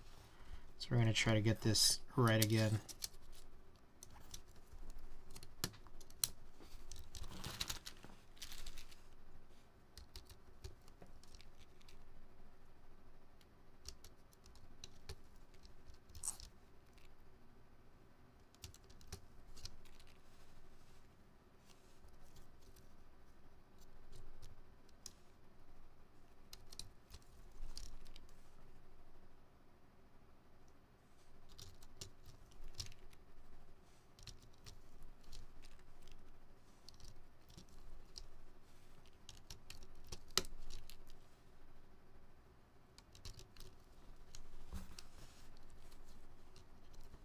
So one thing to point out here, if you look closely at this plate, the the cutouts have these notches, and so this is a very like old style type of plate cutout where I think the purpose of this is you can use those plateless switch openers like from the top if you wanted to open up the tops.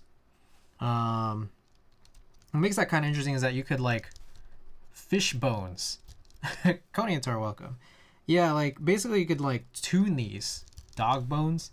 You could tune these while they're like soldered, which is cool. I think moreover it's that you know, kind of back in the, you know, early mid 2010s when they made these switches like these, the idea was that like there weren't very many different types of switches around because I don't know, I guess like, you know, Cherry still had the patent, no one was putting in new work for it. So the idea was that like you could switch out your like switch type just by like pulling the tops out and then changing the stems. And that was like a really common thing. It's like kind of just doesn't really happen anymore, but like an interesting relic of the past, I guess. I think that this has really fallen out of favor quite a bit because most people want those like sort of closed so that like, I don't know, there's some more notion of keeping the switches like definitely in place so that they don't wobble as much. I don't know, for me it's like I never really cared about wobble, so it's never really mattered to me. But I know that there's a good many other people for whom this does matter.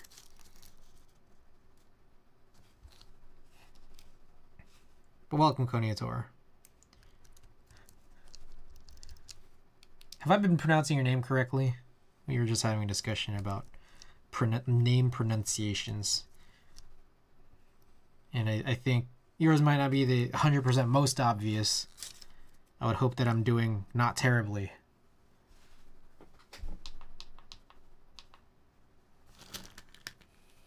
Waiting impatiently today. Ortho 40 coming. Ah.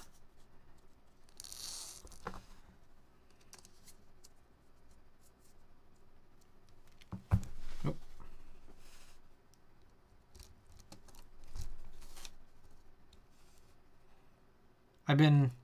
Lately I've been tuning exactly 60 to fit all these HHKVs. But I don't know. I can't currently determine whether or not I actually did more than 60 here. We'll find out in a little.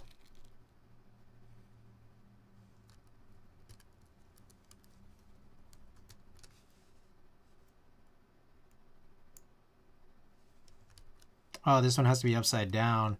That middle one, because it's like it's not JST. It's like a, you know, the port is connected to the PCB.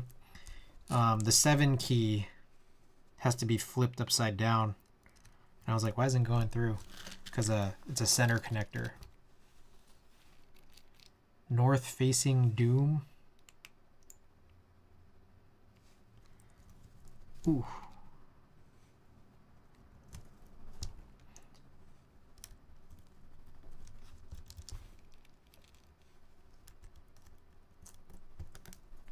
Okay.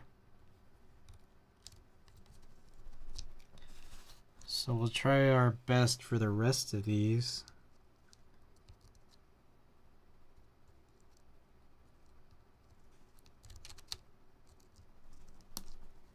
Okay, so I'm trying to get full touch caps lock. I just want to make sure that's in the right spot. Then from the rest of these is where it gets a little bit confusing because some of these look a little bit less familiar than others. It's kind of weird.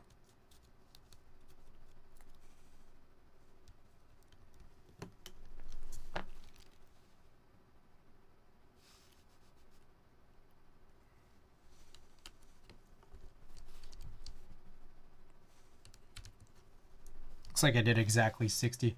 I have a PCB like that with today's ortho, but I don't have any set that causes interference for it, so I don't care. It generally, I don't think it should cause a whole lot of issues. I think it's like it comes down to the keycap set, and I think keycap set wise, like the 180 orientation becomes a real problem for like cherry profile, GMK, CRP, whatever. Pretty much only on the middle row, in my experience at least. The other rows I have found to be okay for my liking. I think the part where it gets like especially bad is if you're using those like in switch LEDs, like the per switch 2x3x4s or whatever. Yeah, I don't have only one cherry set that's not ortho compatible, or I have only one. I see. Yeah, but then like if you're using something like SA, it's like not a problem at all, or any OEM. That's why it's funny, like, you know, you could get like OEM sets that are like, I don't know, I think OEM profile is like not bad. Like, you know, it's those palm sets. Those palm sets that have always kind of existed. Those are OEM, and I like them. MT3 and CAT is only what I have. I see. Okay, so I'm gonna push all of these through.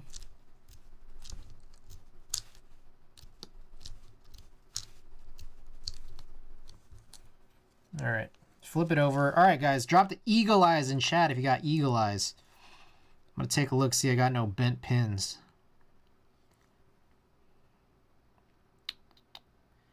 Looking pretty solid.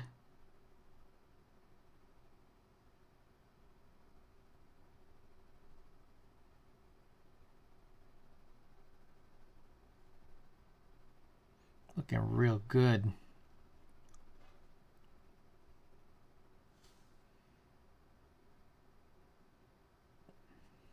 All right, everybody. It's soldering time. Let's handle it.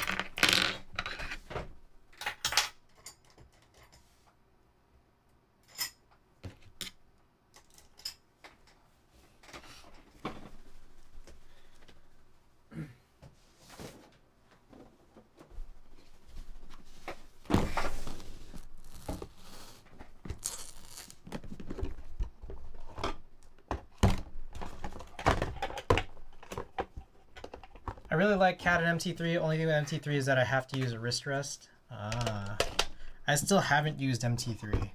I've only used SA. It's like I need, like I should get around to it. I just haven't yet.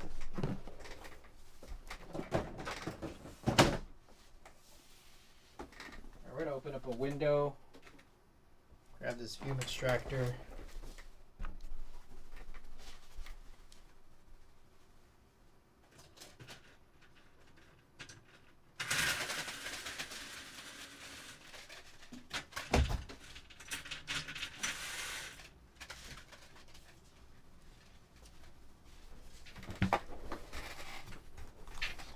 You're a damn unicorn. I hover with hands, not instrument, plus I use low angle keyboards. I see. I see, I see.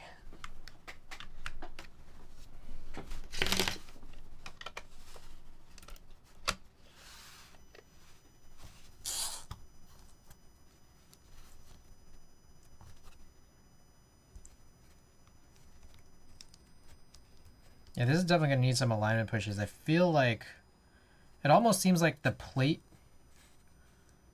and it might be, the plate looks kind of like it's curved. I think having this like sort of done with push alignments is gonna help straighten things out, but we'll find out.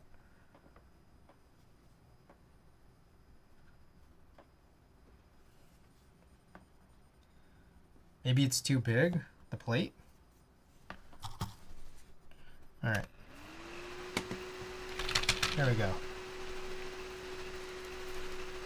Just go upside down here. I've been wanting to try these OP Grays for a really long time. There's a whole story that went with this. There seems to only be like one vendor who was stocking OP Gray switches, and when I got it, they ended up sending like 10% of it was OP Gray, and then the other 90% was OP Black. But the thing that really was weird to me was that the vendor didn't even have OP Blacks as like listed on their website. So I'm just like, what the? It's not like this was an obvious mistake to make, because I didn't even know they had these, you know? It's kind of funny, but you know, it ended up getting resolved. It just took like 3 months.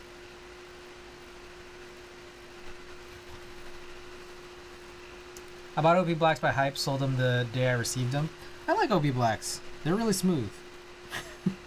It's just I haven't used them in a while. I probably should get around to doing so.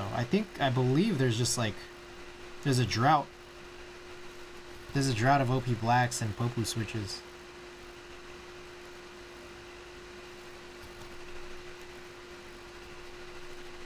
That said, I mean, a lot of switches are smooth. But I remember feeling like, you know, I have used OP Blacks and I'm like, oh, these are kind of nice.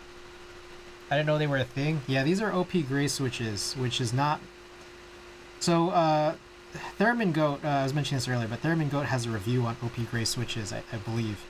And he made mention that apparently, like, some of the history of this is that, like, it was a joke to, like, kind of make fun of the OP Black hype.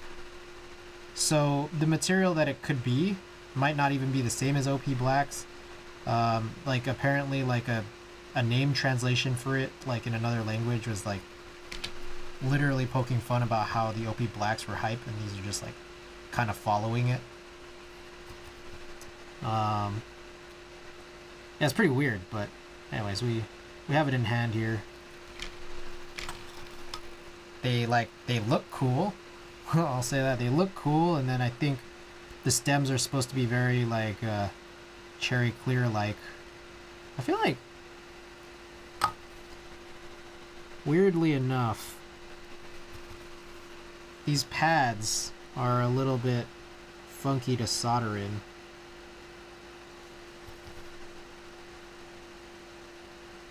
I mean, I'm getting it. We're getting the job done. But they do seem a little funny.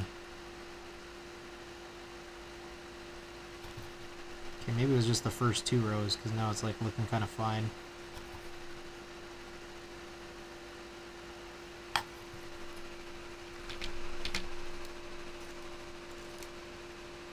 Yeah, I don't like this overhead when it's like constantly hunting. I think I'm gonna work on.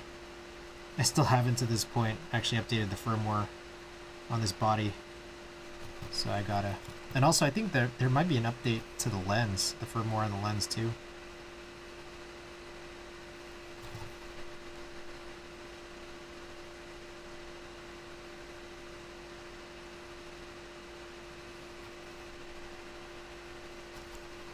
They're tactiles? Yeah, these are tactile switches.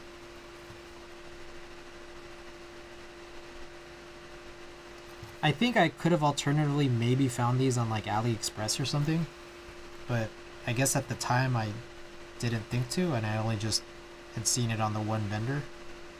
I think it was Hex Keyboards? I could be wrong. I'm not really... No, it was Thick Thok. My bad, Thick Thok.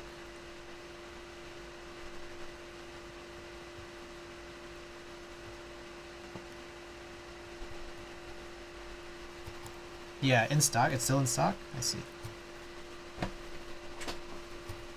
I had a weird impression that maybe, like, you know,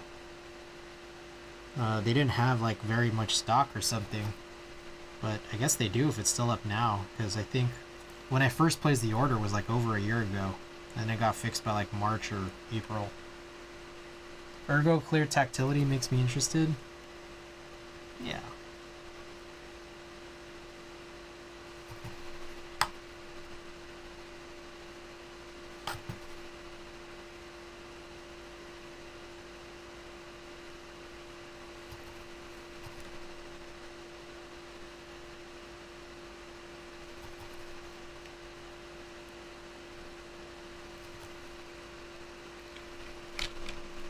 Only packs of 70 left? I see.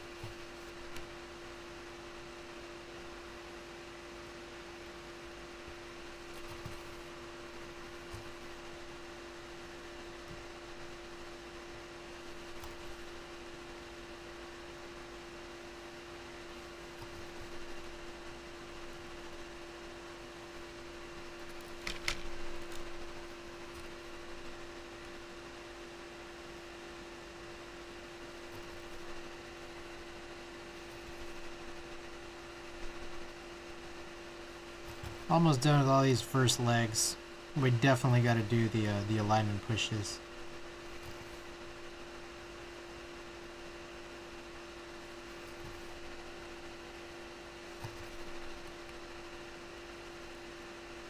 Oh, I think I did the wrong one, but it's cool.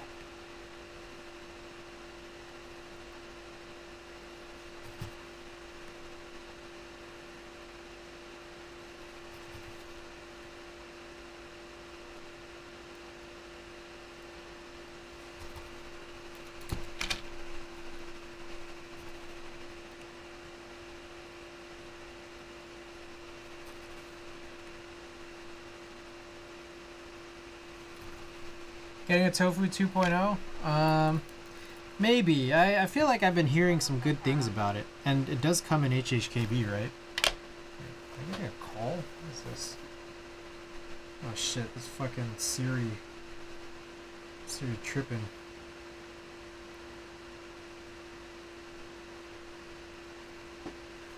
Comes in HHKB. I'll consider it for sure. Because I feel like I was hearing a bit about this this bowl mount, and I don't know. It seems, you know, interesting, I guess.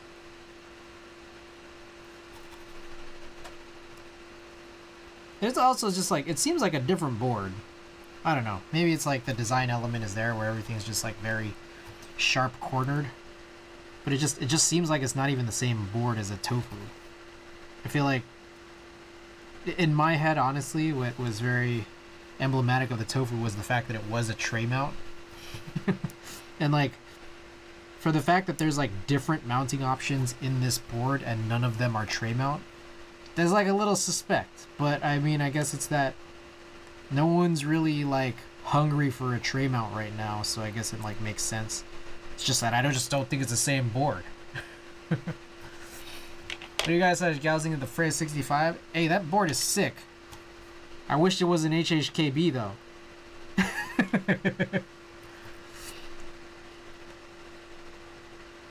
Yeah, not sure. Really, is a Tofu. Like the shape of it looks the same. Like the profile, like the side profile, the sharp corners. It's like those elements are there. The aesthetic elements, I guess. But it's otherwise. I mean, it's a simple element, you know.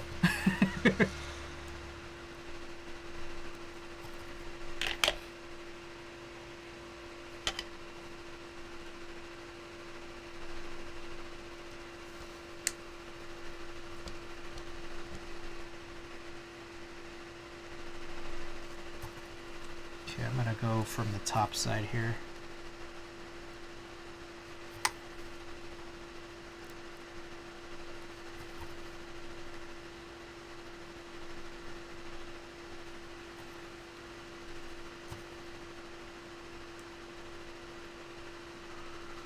We're doing some alignment pushes right now, just trying to get the alignment of these switches to look pretty good.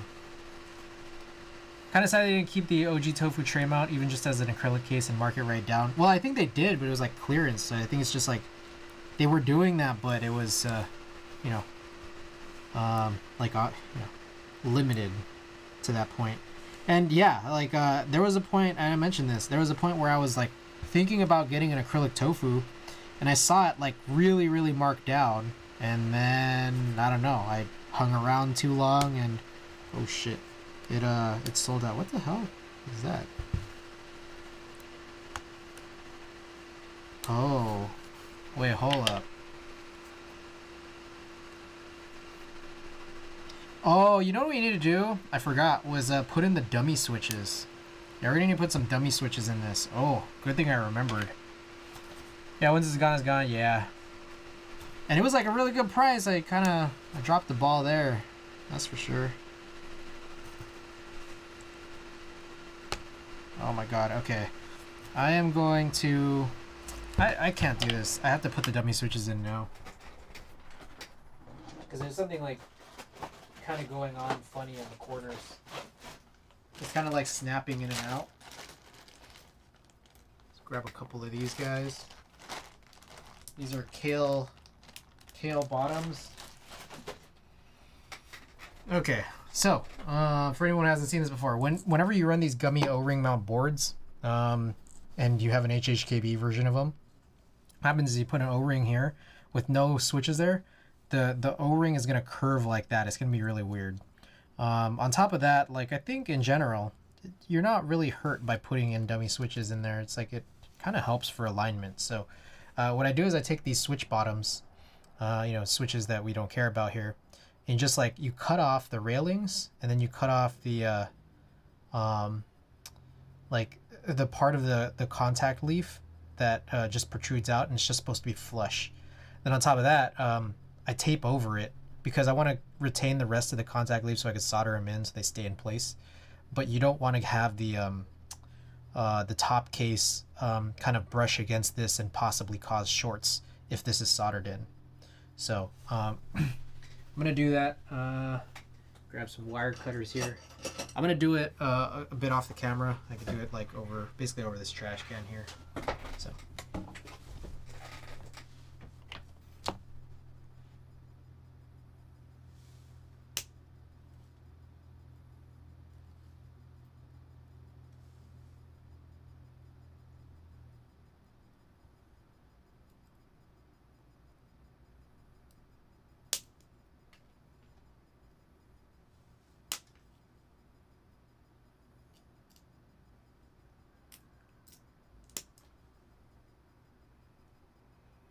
Okie doke.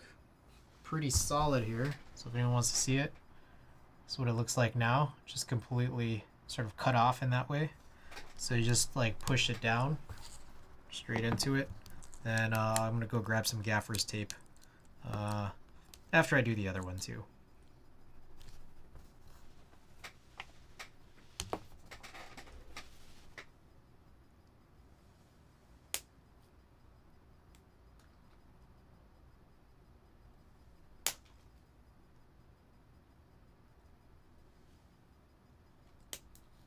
Oh, okay. All right, other one fixed up too. Just push it there down on this corner. And then basically good to go, but we'll get the tape now. Why not? Ooh. Scissors, oh shit.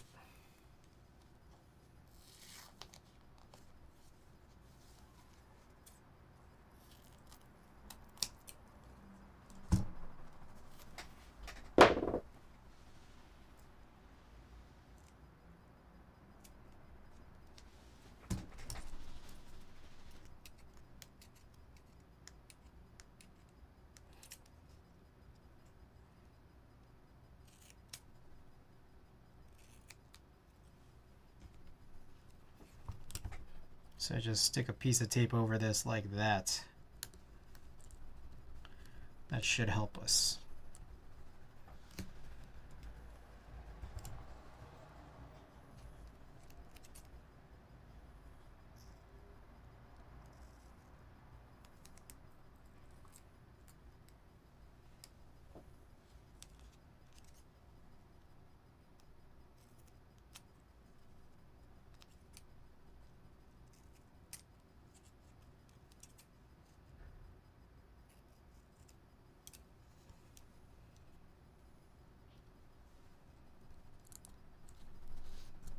There we go. Oh, it still kind of pops out there, but I think this should sort of help with that sort of plasticky, flexy thing just a little bit, and then on top of that, help with the O-ring.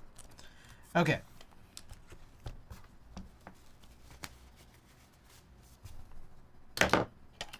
Back to it.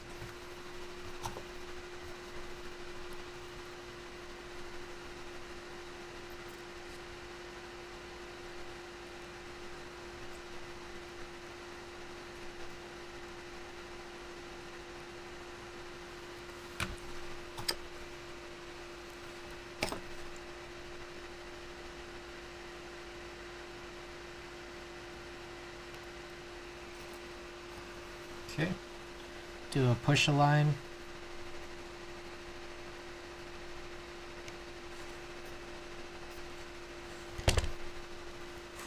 It's a weird angle to be doing it.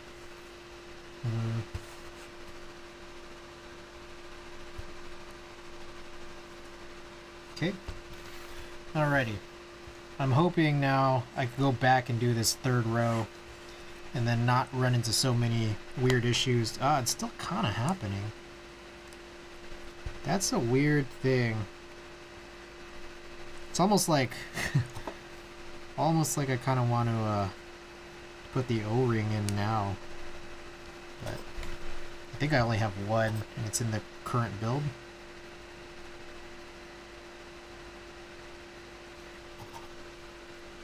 Basically, I needed to do that regardless, but what I think was happening here is the plate is so flexy, and the cutouts are kind of like, you know, a little bit oversized. So the plate is kind of popping downwards towards the PCB off of the snap tabs that the switches, you know, have. When I'm trying to do these push alignments in this angle that I've gotten used to. I think it'll be fine at the end of this, but it's just little weird things like that are kind of happening. It's kind of throwing me off a bit.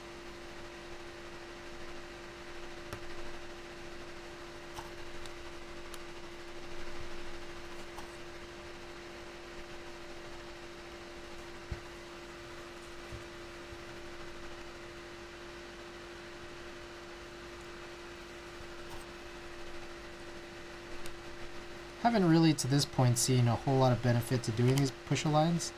It's almost like it was kind of already good, I think. I think maybe that one, literally, as I said it, that might have been the first good one. Just getting a little alignment adjustment there.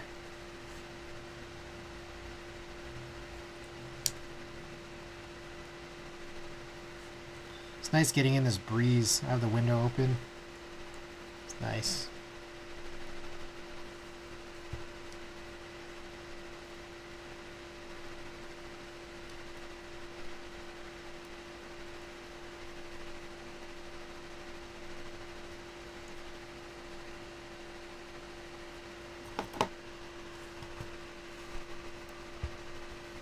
All right, one more row.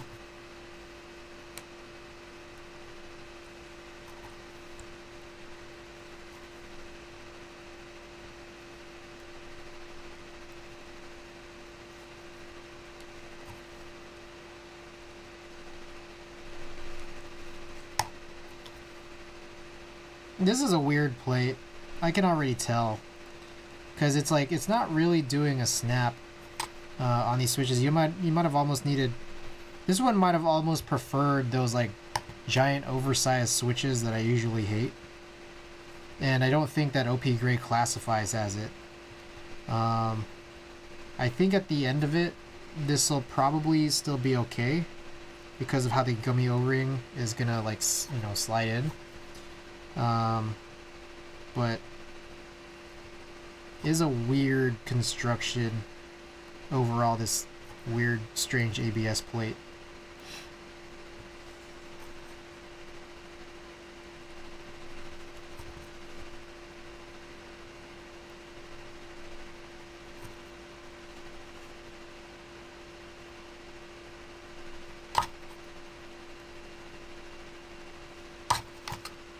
Okie doke.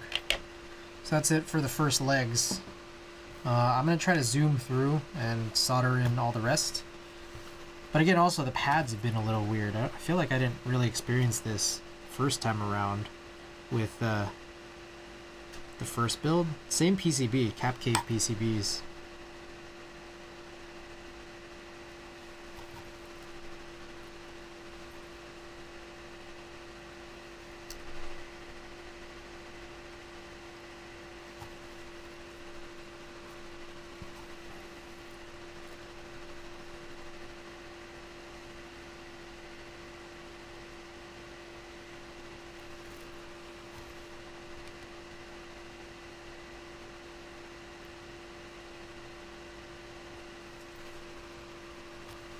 Ooh, we hit midnight, guys.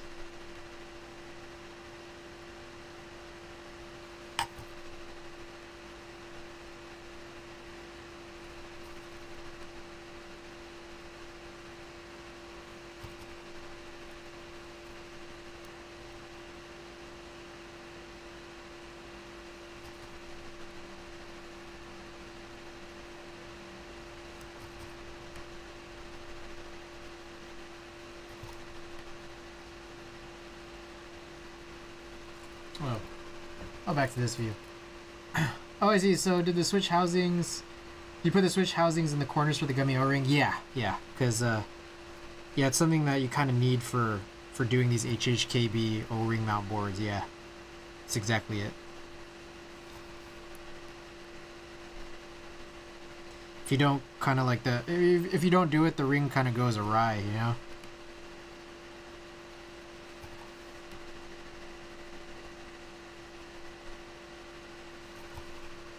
Bazasco, by the way, welcome back.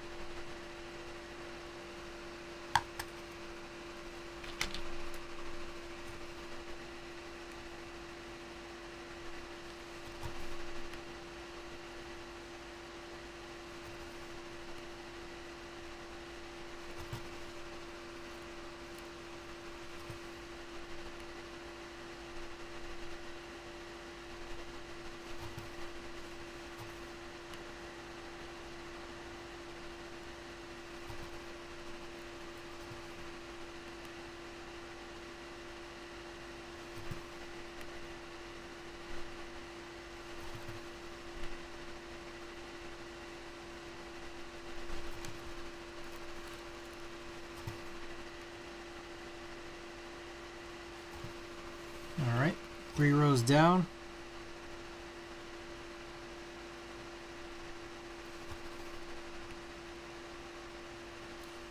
Two long ones left. Dude, I don't know what it is. I feel like I've been drinking so much water, but I'm like still... I feel like I'm still dehydrated. It's like over the last 2 days. You guys ever get that feeling? Maybe it's just I'm eating all this salt.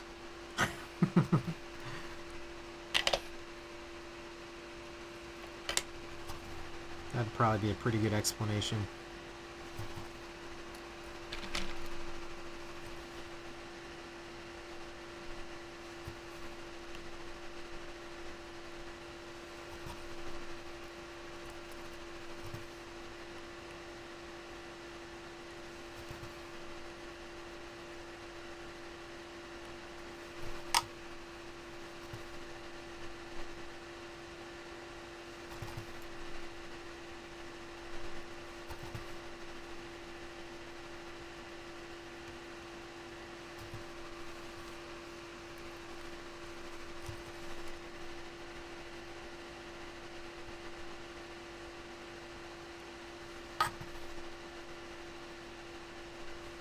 Alright, last row here.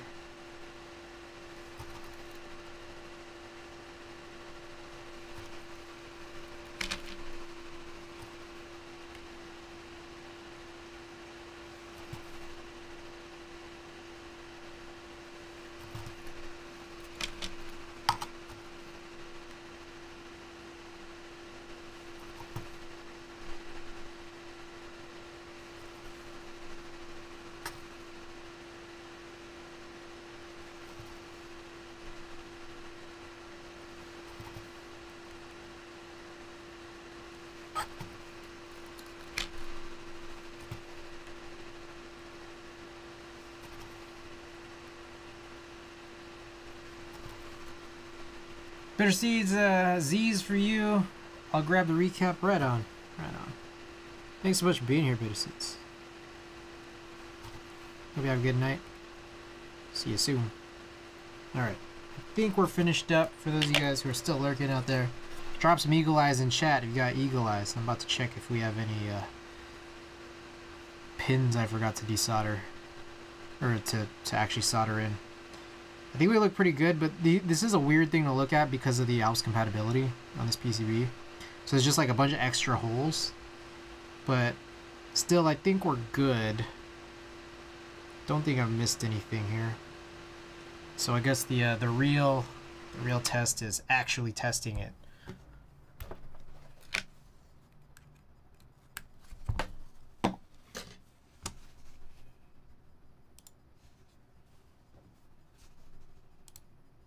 All right, here we go.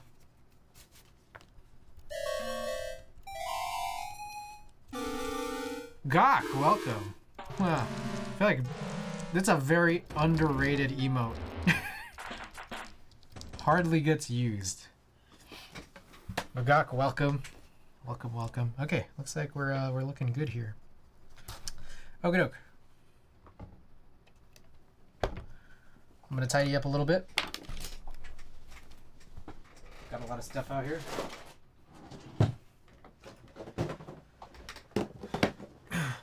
You've been here the whole time. The whole time.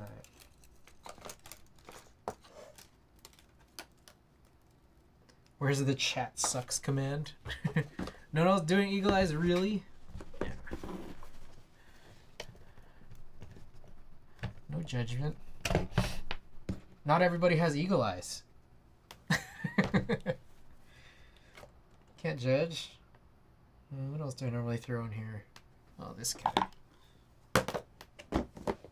PC load letter. Welcome. All right. I guess why I oughta. I gotta put this board up here behind me, and then I'm gonna go wash my hands.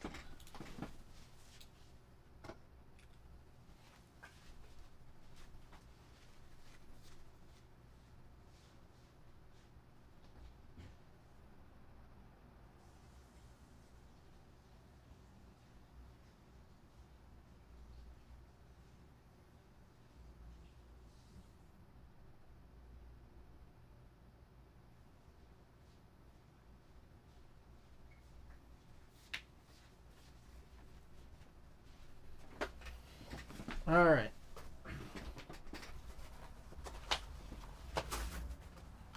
So here's our board. Oh, I guess maybe I should put up the poll for keycaps. It's gonna take me a minute to sort of get this right, but poll, which keycaps or key set for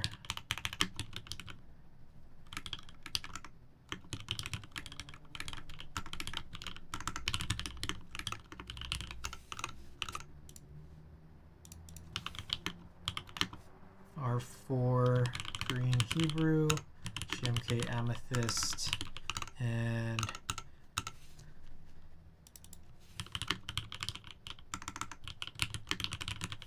all right, and we'll make this be I don't know, 5 minutes long. All right, poll is up. Chris sucks. Okay. Oh, we got Phillips.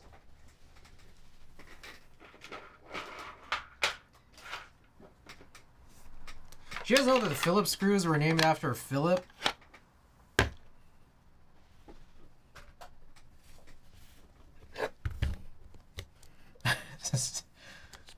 He had one name. He was like Cher. He was like Pele.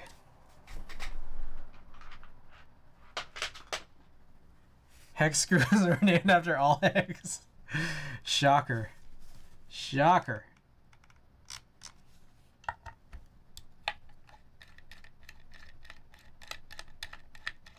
I might want to go with thinner bit maybe.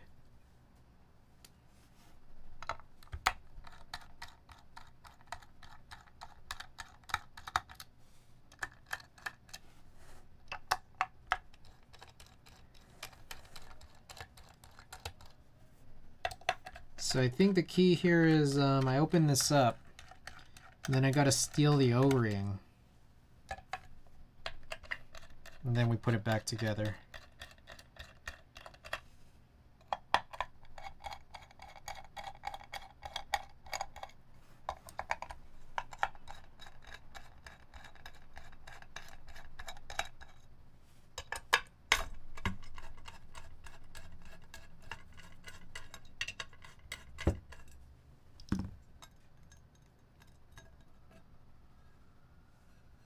Okay, I'm just gonna leave that face down for now because I don't know. I don't know why. I'm gonna need to get these out anyways. I'm gonna flip it over. Let's do it.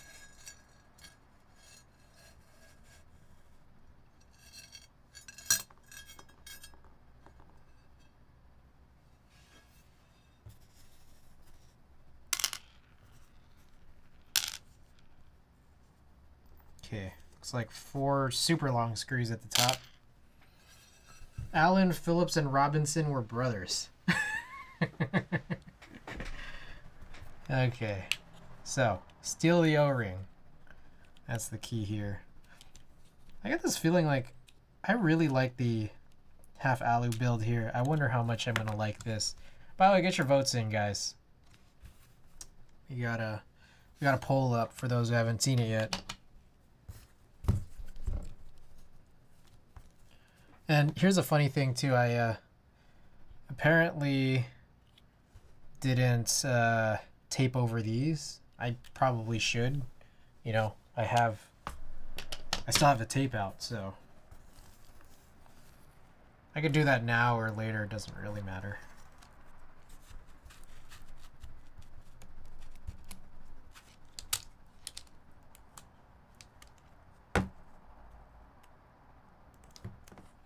Oh my god. Oh my god. Bruh.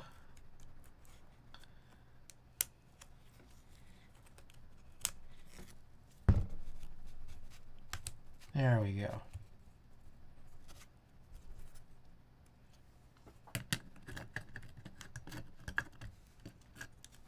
Is that right? Oh shit, I'm supposed to do that. Is that right? Did I get this right? I don't know if I did.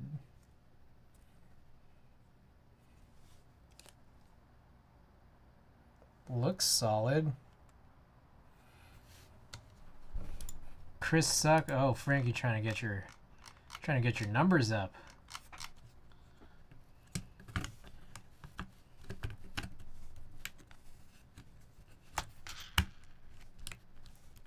Okay. I think that's good. Alright, well I hope it isn't short. But I guess I probably said the same thing about the alu one too though, so.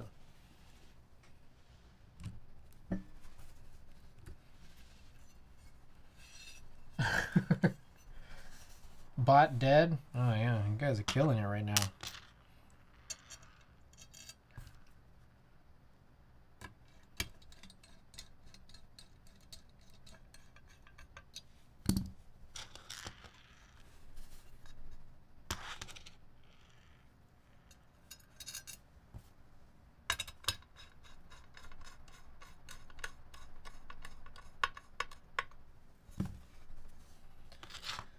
Okie doke.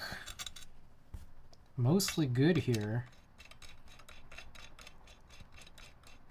Oh, Amethyst won. Oh, interesting. I thought CRP was gonna get it.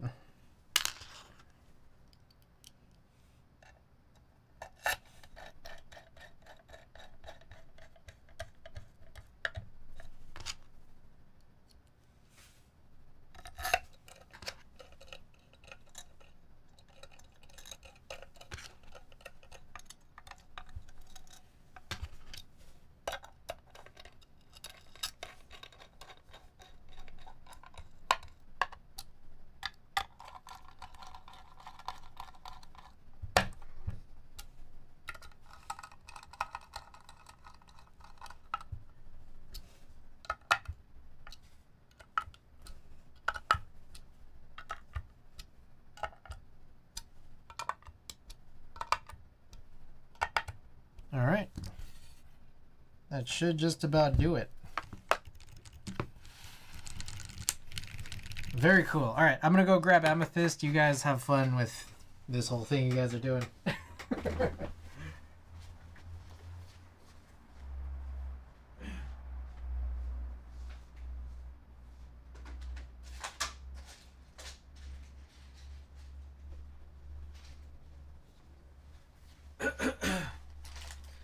Alrighty. Oh man, I'm crushing it right now. Look at all these messages. What happened? This is the bot's work. Oh, it's still catching up, isn't it? Ooh. That bar sounds nice.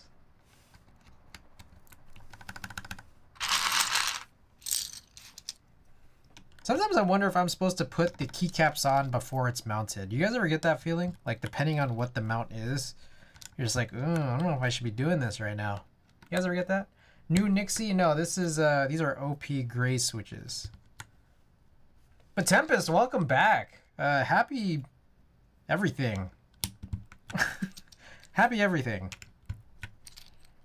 It's been a minute.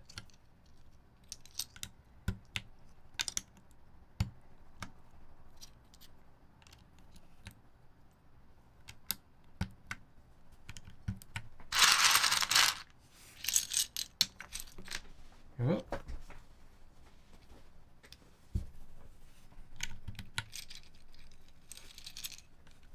This is a nice set. Amethyst. Just kind of pricey if you're getting it off Kono. I didn't get this off Kono, I don't think. I think I bought it off of somebody. I forgot. I forgot what I did.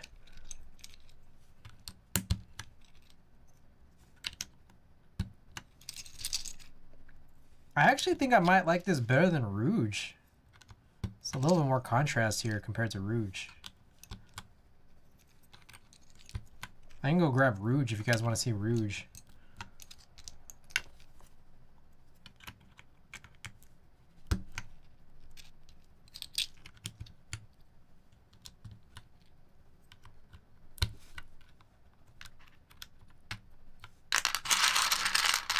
Oh, I guess I'm not using accents.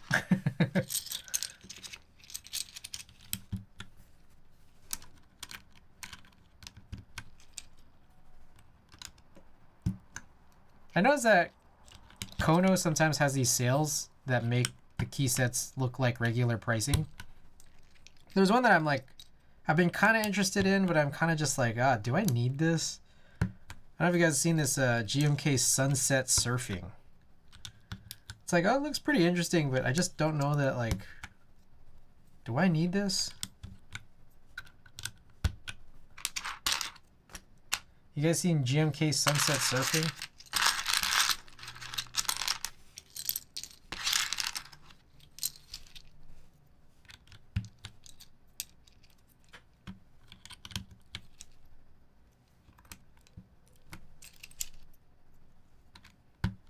I'm looking at new keyboard things in a hot minute.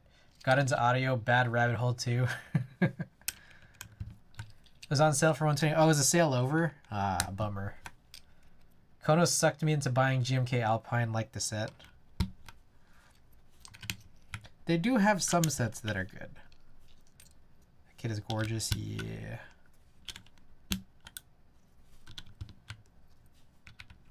Alright. That is the set. GMK Amethyst.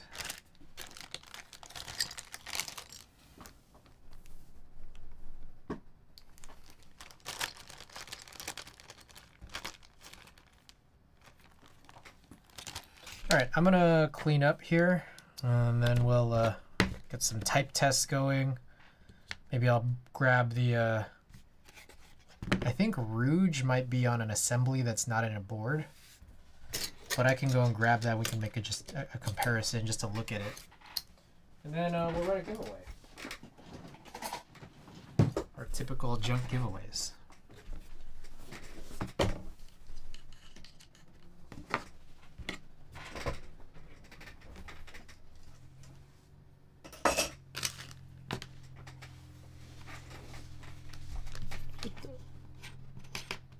There it is.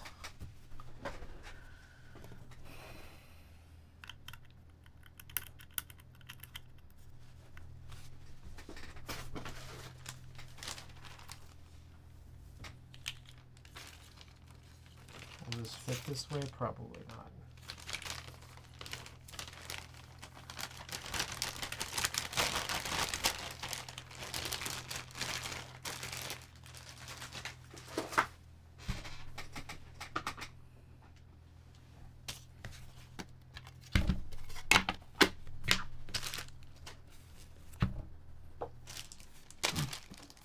I'll go grab that now, I think.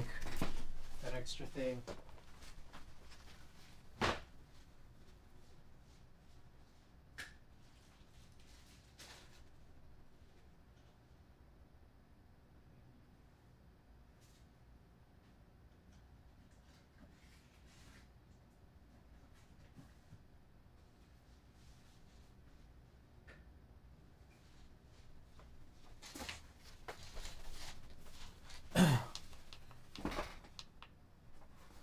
Alright, I got too curious. I think this is where Rouge is. If you guys want to see Rouge in comparison. Man, what the...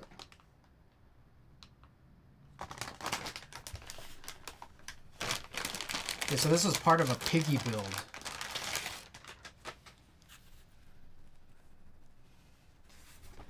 So it's interesting. They're familiar, but they're actually pretty different. For some reason, I imagine them to be close, but they're pretty different. This is like a pink on dark purple, and this is like a, I don't know, somewhere between a pink on purple, or pink and purple on a navy. Kind of what it looks like. Oh, ding. Oh, I'm getting paged.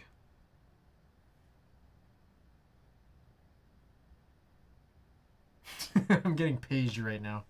I hope I can like try to snooze it.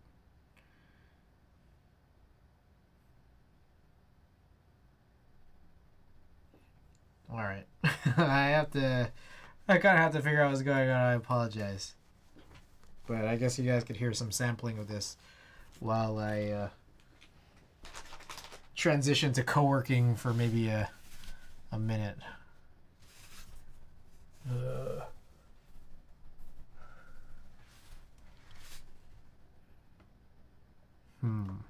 Maybe this screen. This is probably the screen.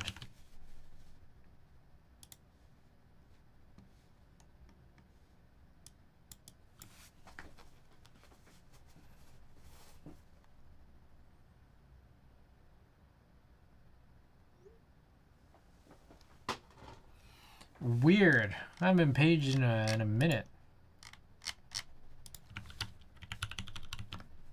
Oh, the board. Interesting. Also, I'm super thirsty right now.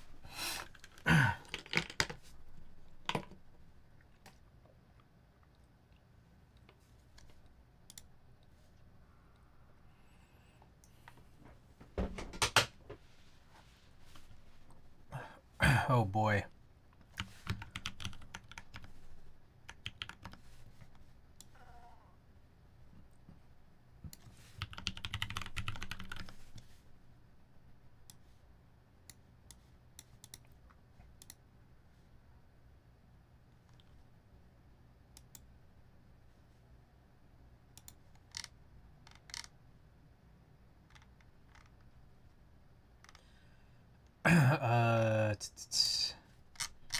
Let's see here.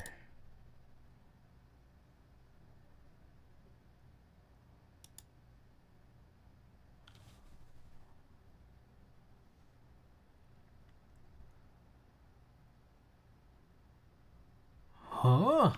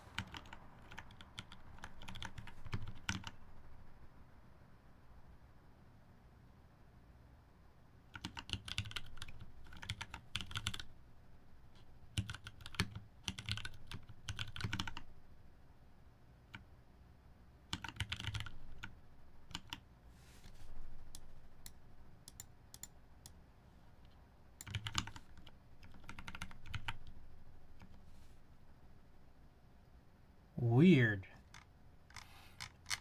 Okay. Apologize for the delay here. Okay, I don't know what's going on here. I just got paged at work, which is something that hasn't happened in a while. So I had to briefly divert my attention to this. I've relayed a message, and I guess until I hear.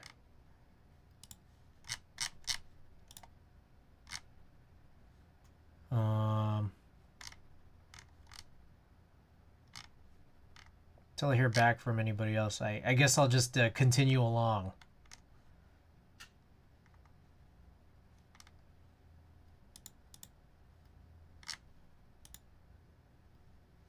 Okay. Stop making me regret financial responsibility.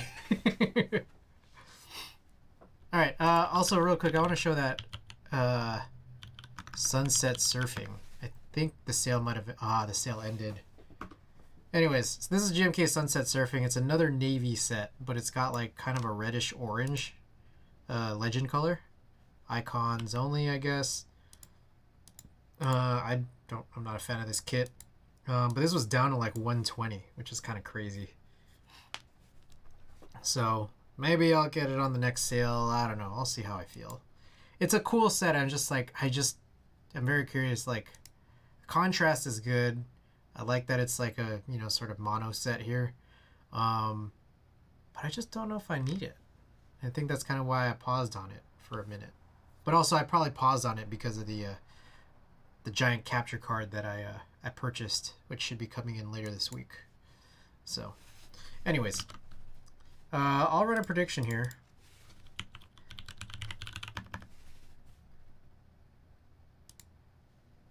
Words per minute. Let's do 132. Feeling adventurous, 132. 2-minute prediction period open. Guys, get your wagers in. Pretty nice. I still want to buy another base kit of GMK NTD, Tiramisu, and Terra Below. So now you're in good company. Guys, predictions open. Get your wagers in. I'm going to close this window. It's kind of chilly. Oh, shit.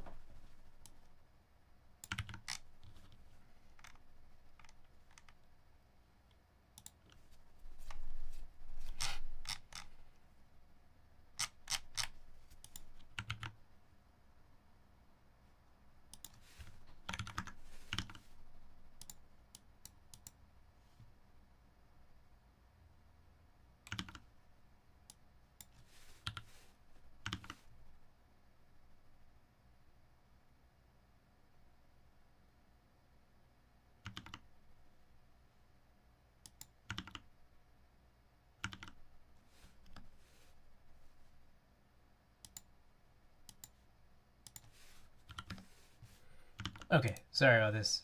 Got sidetracked again. Okay. In the meantime here, I'll look for an appropriate theme here. Nebula. Is there Amethyst? No. Is there Rouge? No. I mean, this one seems not really right.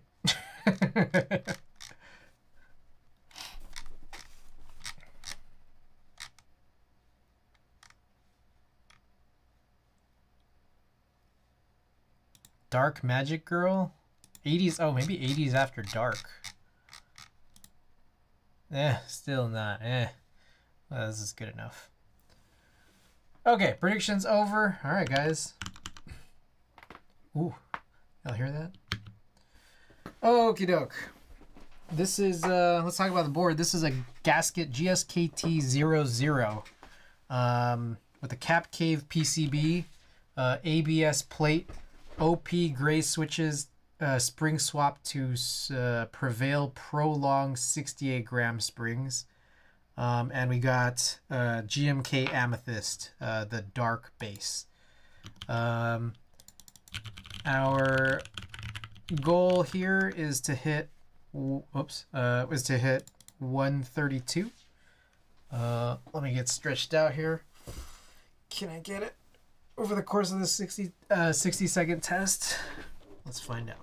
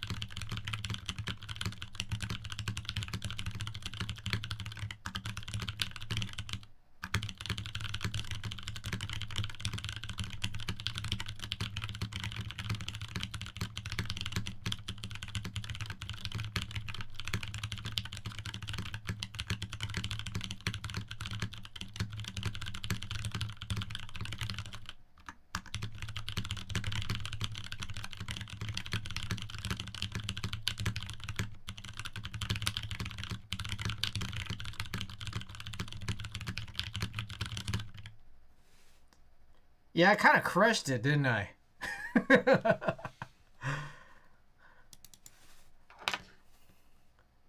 That was nice. Hey, congrats to the believers. Cruising hard. This is a pretty nice board and pretty nice configuration. I didn't know what I was expecting, but it's nice. What do you guys think? It sounds pretty nice. Well, let's go to 30s. And it feels nice. I don't know what it is about this board. Like I don't know how to put this other than like I know that there was a bunch of disappointment surrounding this board in terms of how sort of the fulfillment, like the delivery kind of happened. And I feel like that kind of tampered my expectations. Plus it was also that like, you know, I think there was so much hype around this because this was like, you know, like a pretty early-ish, you know, within the last couple of years, like O-ring mounted board. But then like, you know, it's kind of like it took so long to deliver and there was all the disappointments and there were other O-ring boards that came out during that time. So like given that, like I don't know that I had like the highest expectations for this board, but it's a nice board.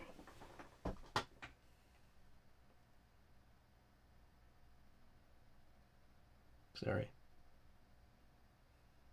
Got another page. It's a nice board, and I don't really know how I can explain it really any better because it's strange how it's like it's not even a very high profile board, but it's not a super low profile board either. But like I don't know, it just sounds really good. It sounds good. It feels good. It's nice.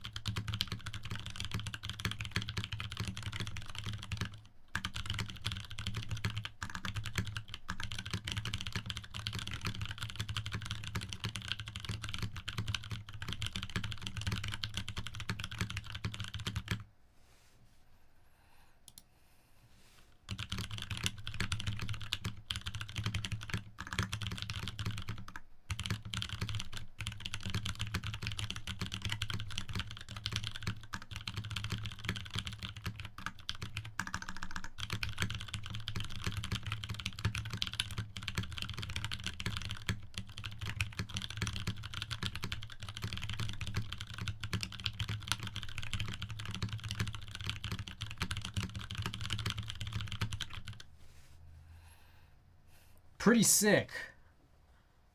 Pretty slick. Okay. All right, 1 second here. I think I'm still trying to figure out some stuff about what to do about these pages. 1 second.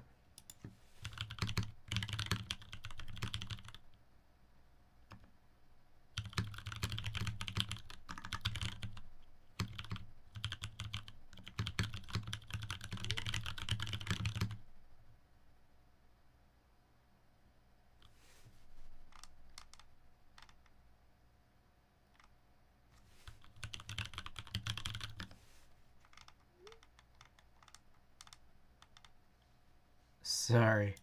You guys probably heard some messages. Alright, let's get some music back on. Do a couple 15s as we just vibe.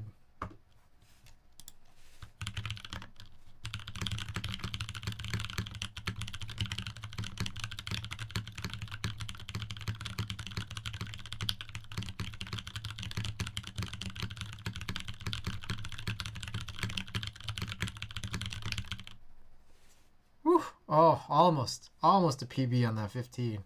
Damn. Nice board, man.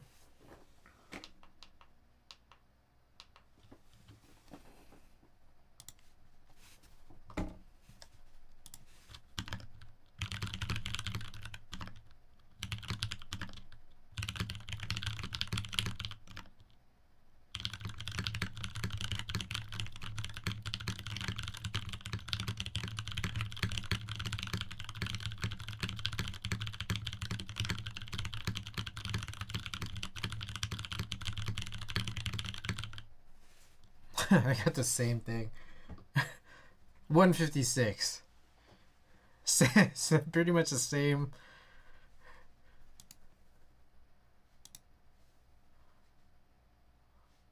How do you that's the leaderboards information. Yeah, whatever.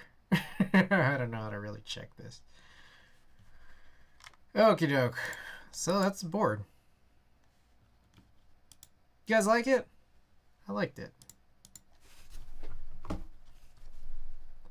I think it just needs some feet, man.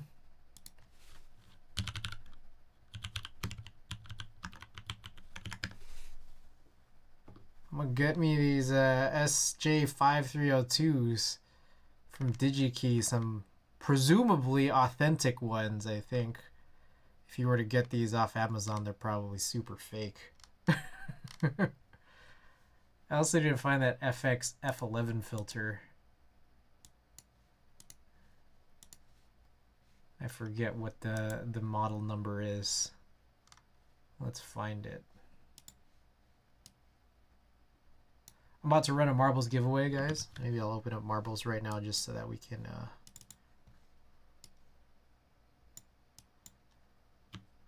yeah, all the Amazon ones are fake.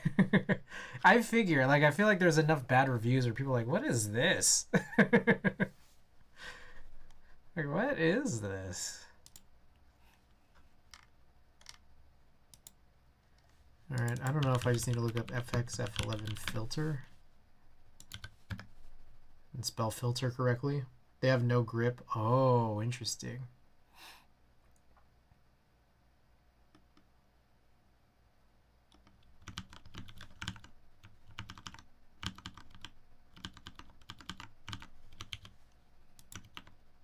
Oh, this is like a front filter and back filter. Hey, PC, do you think I should get the pair if like most of the damage is done to this one? Should I only just get the one or should I get two? Like the pair. Actually, what the heck? Am I crazy? The single one is like way more expensive than the pair. Is it a pair? Oh, I don't even know. I don't even know what I'm looking at. I'll do some more digging. I don't think it's a pair. You don't think it's a pair? One each XFO. You guys remember LFO? The music group LFO. Alright, Edson, FXF11, XFO1, XFO shit. XFO2. If there are two, you might as well change both. Yeah.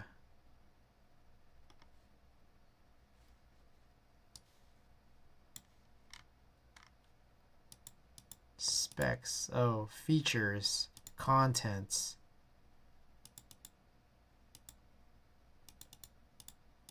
Okay, it doesn't say anything about... wait. Let's look at this. filter set. The filter set comes with one XFO2 and one XFO3. But meanwhile, this just says primary rotating filter. Wait, this is XFO2. Wait, so XFO1 includes XFO2. So I should just get the pair. Because it's also like $10 cheaper. Alright, anyways, this is a bunch of bullshit. I'll figure this out later. You guys are... I know you guys want a marbles giveaway, don't you?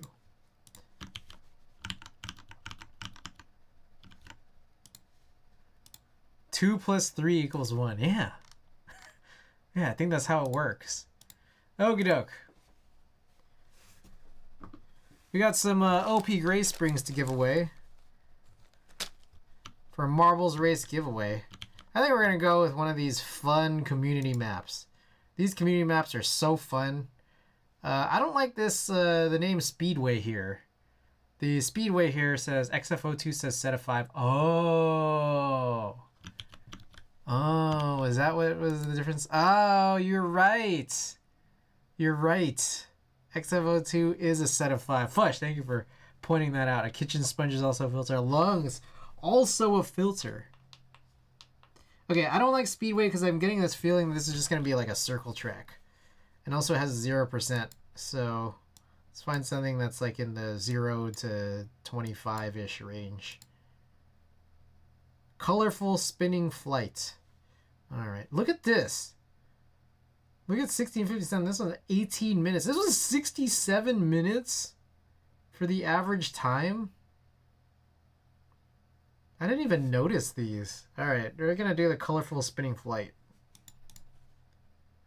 If you guys want these OP Gray Springs, you know the drill. Exclamation play to join. They're just springs. 2.5 minute countdown.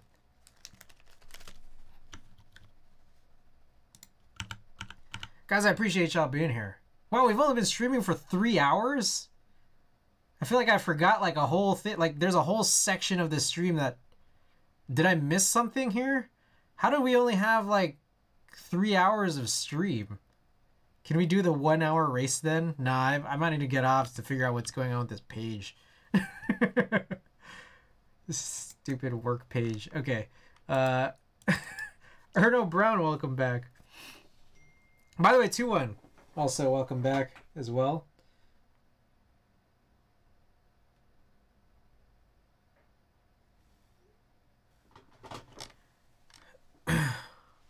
Okay, so as per the rules, no rerolls. First place winner gets to claim the OP Gray Springs. Also, I'll throw in a stream sticker as well.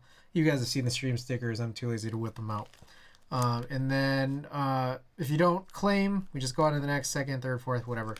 And then last place finisher, gotta finish, does get to choose the raid target. So if you guys want some hints on who to raid, I'm sure Frank has some. Well, I'm looking on as well. Gordon Derp just went on, I think, here. So that'd be probably a good choice. But you could choose anybody. If you're last place, you could choose your besties, your favorite hot tub streamers, whoever you'd like. Gotta finish though. All right, 45 seconds left to join. Exclamation play.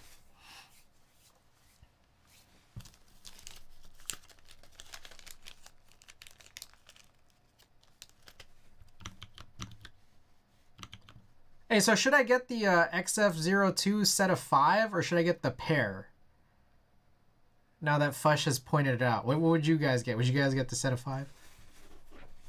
Where did I put it? Here it is. Like this filter, I'm looking at this filter right now and it's like this side is definitely like old crusty. The back one, whoops. The back one doesn't look so bad, but I guess maybe I should change it anyways. I don't know. Okie doke. Good luck, everybody. Damn, look how fun these stages are, man.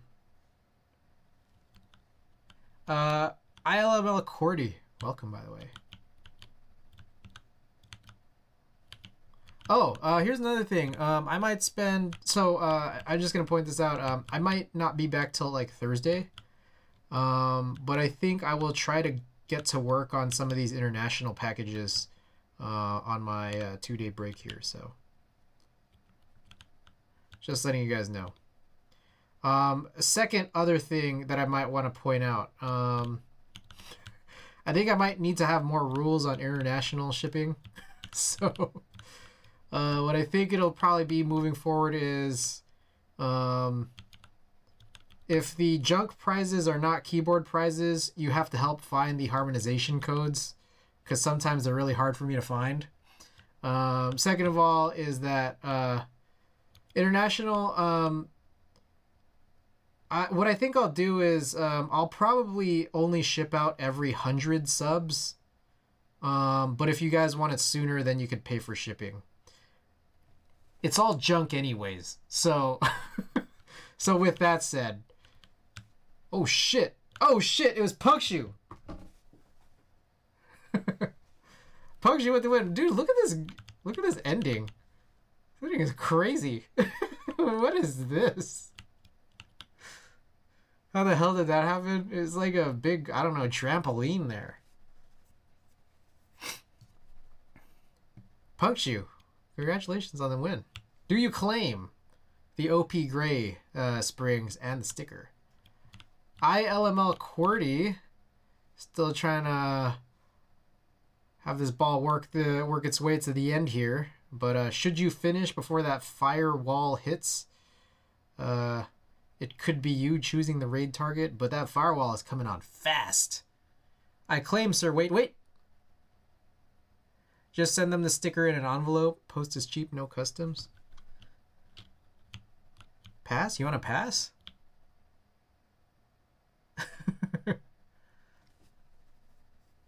Well, I'm giving away other junk too. It's not just stickers. Yeah, pass. All right. Second is PC load letter. PC load letter. Do you claim the OP Gray Springs? How do you buy your labels? I usually do it through Pirate Ship. Usually, pretty much always. I don't know what else I would use. Claim, I guess. How many grams are they? I don't know, actually. Let's find out. Oh, wait. Hold on. Before we've... Oh! I think ILML QWERTY might have died to the firewall. Guys, exclamation vote yes or no if you guys like that stage. PC load letter. Let me find out. OP Gray switches. Says 65 grams. Yes? Oh, I think it's exclamation vote yes. Or exclamation vote no. You can ship springs in an envelope, right? Excuse me. I don't know. I usually just put them in a bubble mailer. I'm not tripping. No, again, like what I'm just saying here is that like I'll do it every 100 subs for international. Unless you want it so badly, then you can pay. No envelopes for springs. Yeah, I didn't think that was a good idea, but like, you know, I do it in a bubble mailer. Claim. All right. Hey, congratulations to PC load letter for the claim. Congratulations to Punkshoe with the win, passing it off. Last place finisher, if I can get my cursor here, Anthixius. Anthixius, you were the one that finished last, so find a raid target. It's probably going to be Gordon Derp. You know, it's a good suggestion there. But let me sort of tabulate this here. We got OP Gray Springs plus 1 sticker goes to our good friend PC load letter. Anthixius, unless you want somebody else. I had someone send me some. They came a flat mess in an envelope. Could only give out 12 of them that were usable. Wow.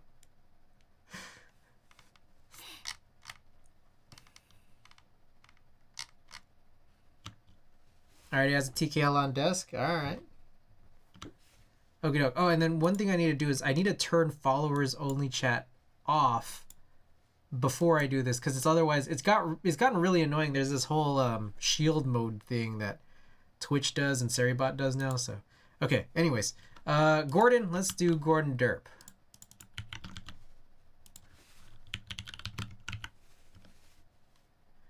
Okie doke. Has to be less than a quarter or half inch. I think it might be like quarter inch or something. But yeah, it's got to be pretty thin, right?